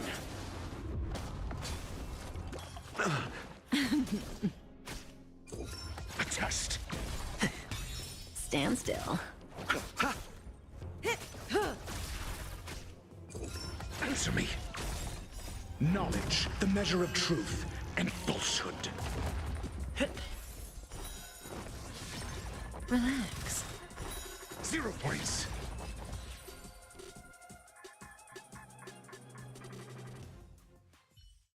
Alas, they remain but slaves till the very end, with the illusion of freedom. Thus concludes the second act. Amidst an illusory harmony, Land of the Exiles charted its course toward becoming the planet of festivities. This is how Penacony fell under the family's control. Since the arrival of the Harmony, the Land of the Exiles has undergone dramatic changes, not all of which have proven beneficial. This guy really loves dramatic scenes. Bet he comes from a whole lineage of stage performers.